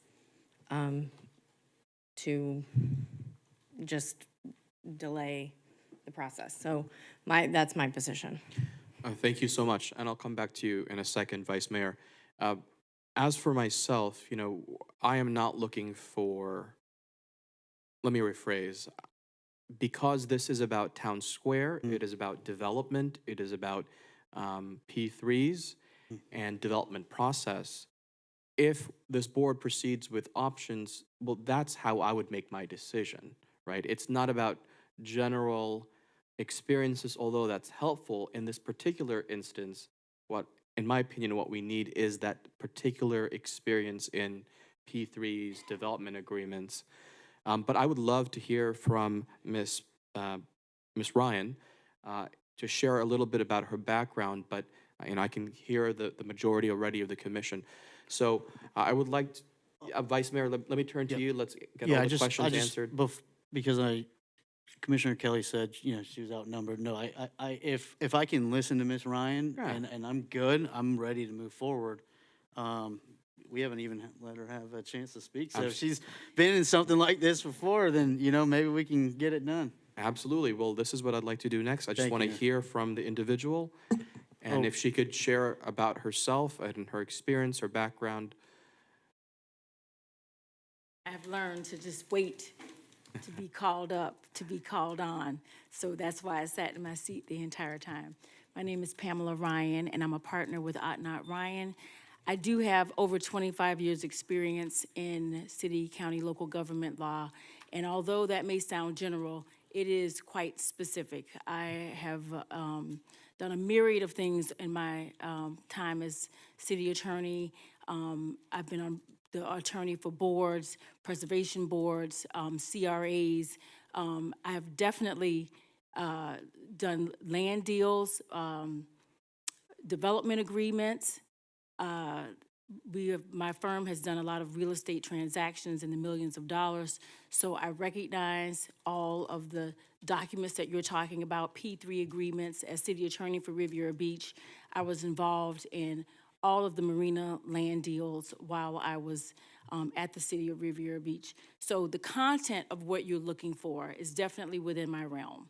I was not involved in your town square project. I have been doing a little bit of reading on it, and I understand why you want to investigate it. I think that a part of what should be investigated is moving forward, finding out what happened, and figuring out a way to not allow it to happen again. I don't know what processes were in place, but I know that in some of the other cities that we represent, we have a huge checklist of things that must be in all real estate deals, P3 contracts, development agreements, and I don't know if those things were included in your agreements. I have done some reading on it. It looks like some things were left out, but you know, I don't want to jump the gun. I don't want to accuse anyone. And I definitely want to say that there maybe will be some negative things that come out of it, but also some positive things. You had very good law firms working on this, and so if something was left out, there may be good reasons, but there may also be some reasons that have not come to the surface at this point. I'm happy to investigate for you, but I understand your dilemma of wanting to speak to other attorneys. That's fine, of course. I'm here if you need me, and I'm here to answer any questions you may have about my background. And thank you for, Commissioner Kelly, for talking about the board certification. I hate talking about that. People say, oh, it's a big deal. I'm like, it's not a big deal. Okay, it's a big deal. No, it's wonderful. I'm glad to give back to the Florida Bar. This is the way I do it. I like to speak at different organizations on becoming certified, because the more you do it, the better you get, and the better opportunities that you can give to other attorneys and to your clients. It's important. All right, thank you. Questions for Ms. Ryan? Commissioner Hay, I What see is your the hand's name- already up. What is the name of your firm? It's Otnot Ryan. Not. Yes, Hans Otnot is my partner. Okay. It took me a while to pronounce the name correctly. Okay. Otnot, Well, yes. Based on what I've heard, I changed my position. Okay? I'm ready to move on with not. Okay? And let's get, don't do that. And let's get it done. Very impressive. Thank you. Yes, sir. All right, any further comments from my colleagues? Commissioner Cruz, then Vice Mayor. No, just thank you for your presentation and for speaking to us. And I have now learned that being board certified is really a tremendous accomplishment. So thank you for that. Just wanted to, again, said I had a private discussion with our city attorney about certain things. Now, I did want to clear the record earlier. I do have a First Amendment right to freedom of speech, and what I said earlier was something that was discussed during my agenda review with staff, which was, we'll talk about it at the meeting, and it's, to see what the board wants to do.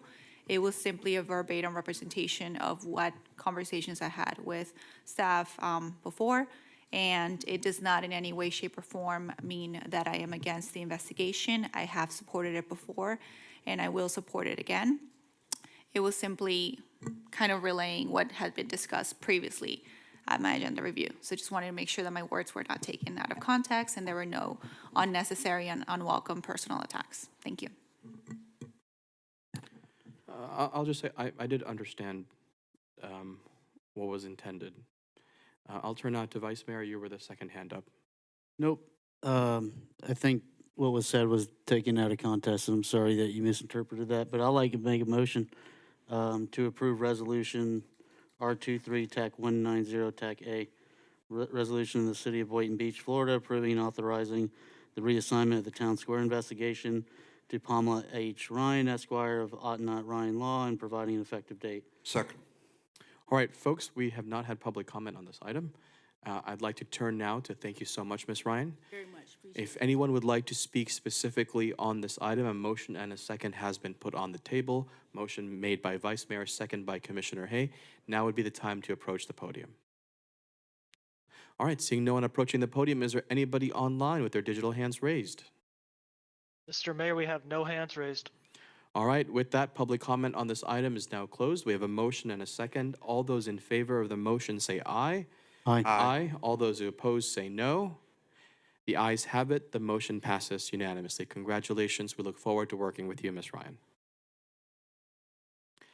All right, I believe this concludes all of the items on the agenda. Let me open the floor for closing comments. I do have one housekeeping item, but I can address it now or we can address it later. I just wanted to gauge your schedules for that special meeting. I would recommend next week, Monday. Is that sufficient time for all of you to review? Is that Christmas? That's Christmas. Okay, not next week, Monday. After All right. Christmas. Let's pull up the calendar. Mayor, I am committed to the city, but I am not that committed. I am not working on Christmas Day. All right, definitely not No. Christmas. You know me both. What we can do is, I would prefer just, if you could all just look in your calendars, let's just knock that out now, so everybody knows in advance. what is the best time and day for everybody, okay? For the special meeting? You want to turn that into the clerk? That is another option. Yeah, why don't we Um, talk Why don't to, we Can do we that? have the clerk reach out to us? yeah. Pick a couple of dates and give it to the clerk. Yeah. Okay, that's fine with me. That's perfectly fine. Closing comments, Commissioner Kelly, then we'll go around. It's Taco Tuesday. Have a nice, Merry Christmas, everyone. Okay. Happy New Year. No, just Merry Christmas. Commissioner Hay? No, just Merry Christmas, Happy New Year, Feliz Navidad, Happy Kwanzaa, and all the others. All right, well, he said it all. Vice Mayor? Nope. Merry Christmas to all, and to all, a good night. All right, Commissioner, Merry Christmas, Happy Hanukkah, Happy Kwanzaa, Feliz Navidad, Happy New Year. Thank you. may I have a motion to adjourn? So moved. We have a motion and a second. All those in favor to adjourn, say aye. Aye. Aye, this meeting is adjourned. Have a good night, everyone, and thank you. Enjoy your family. They said it so quickly. I just.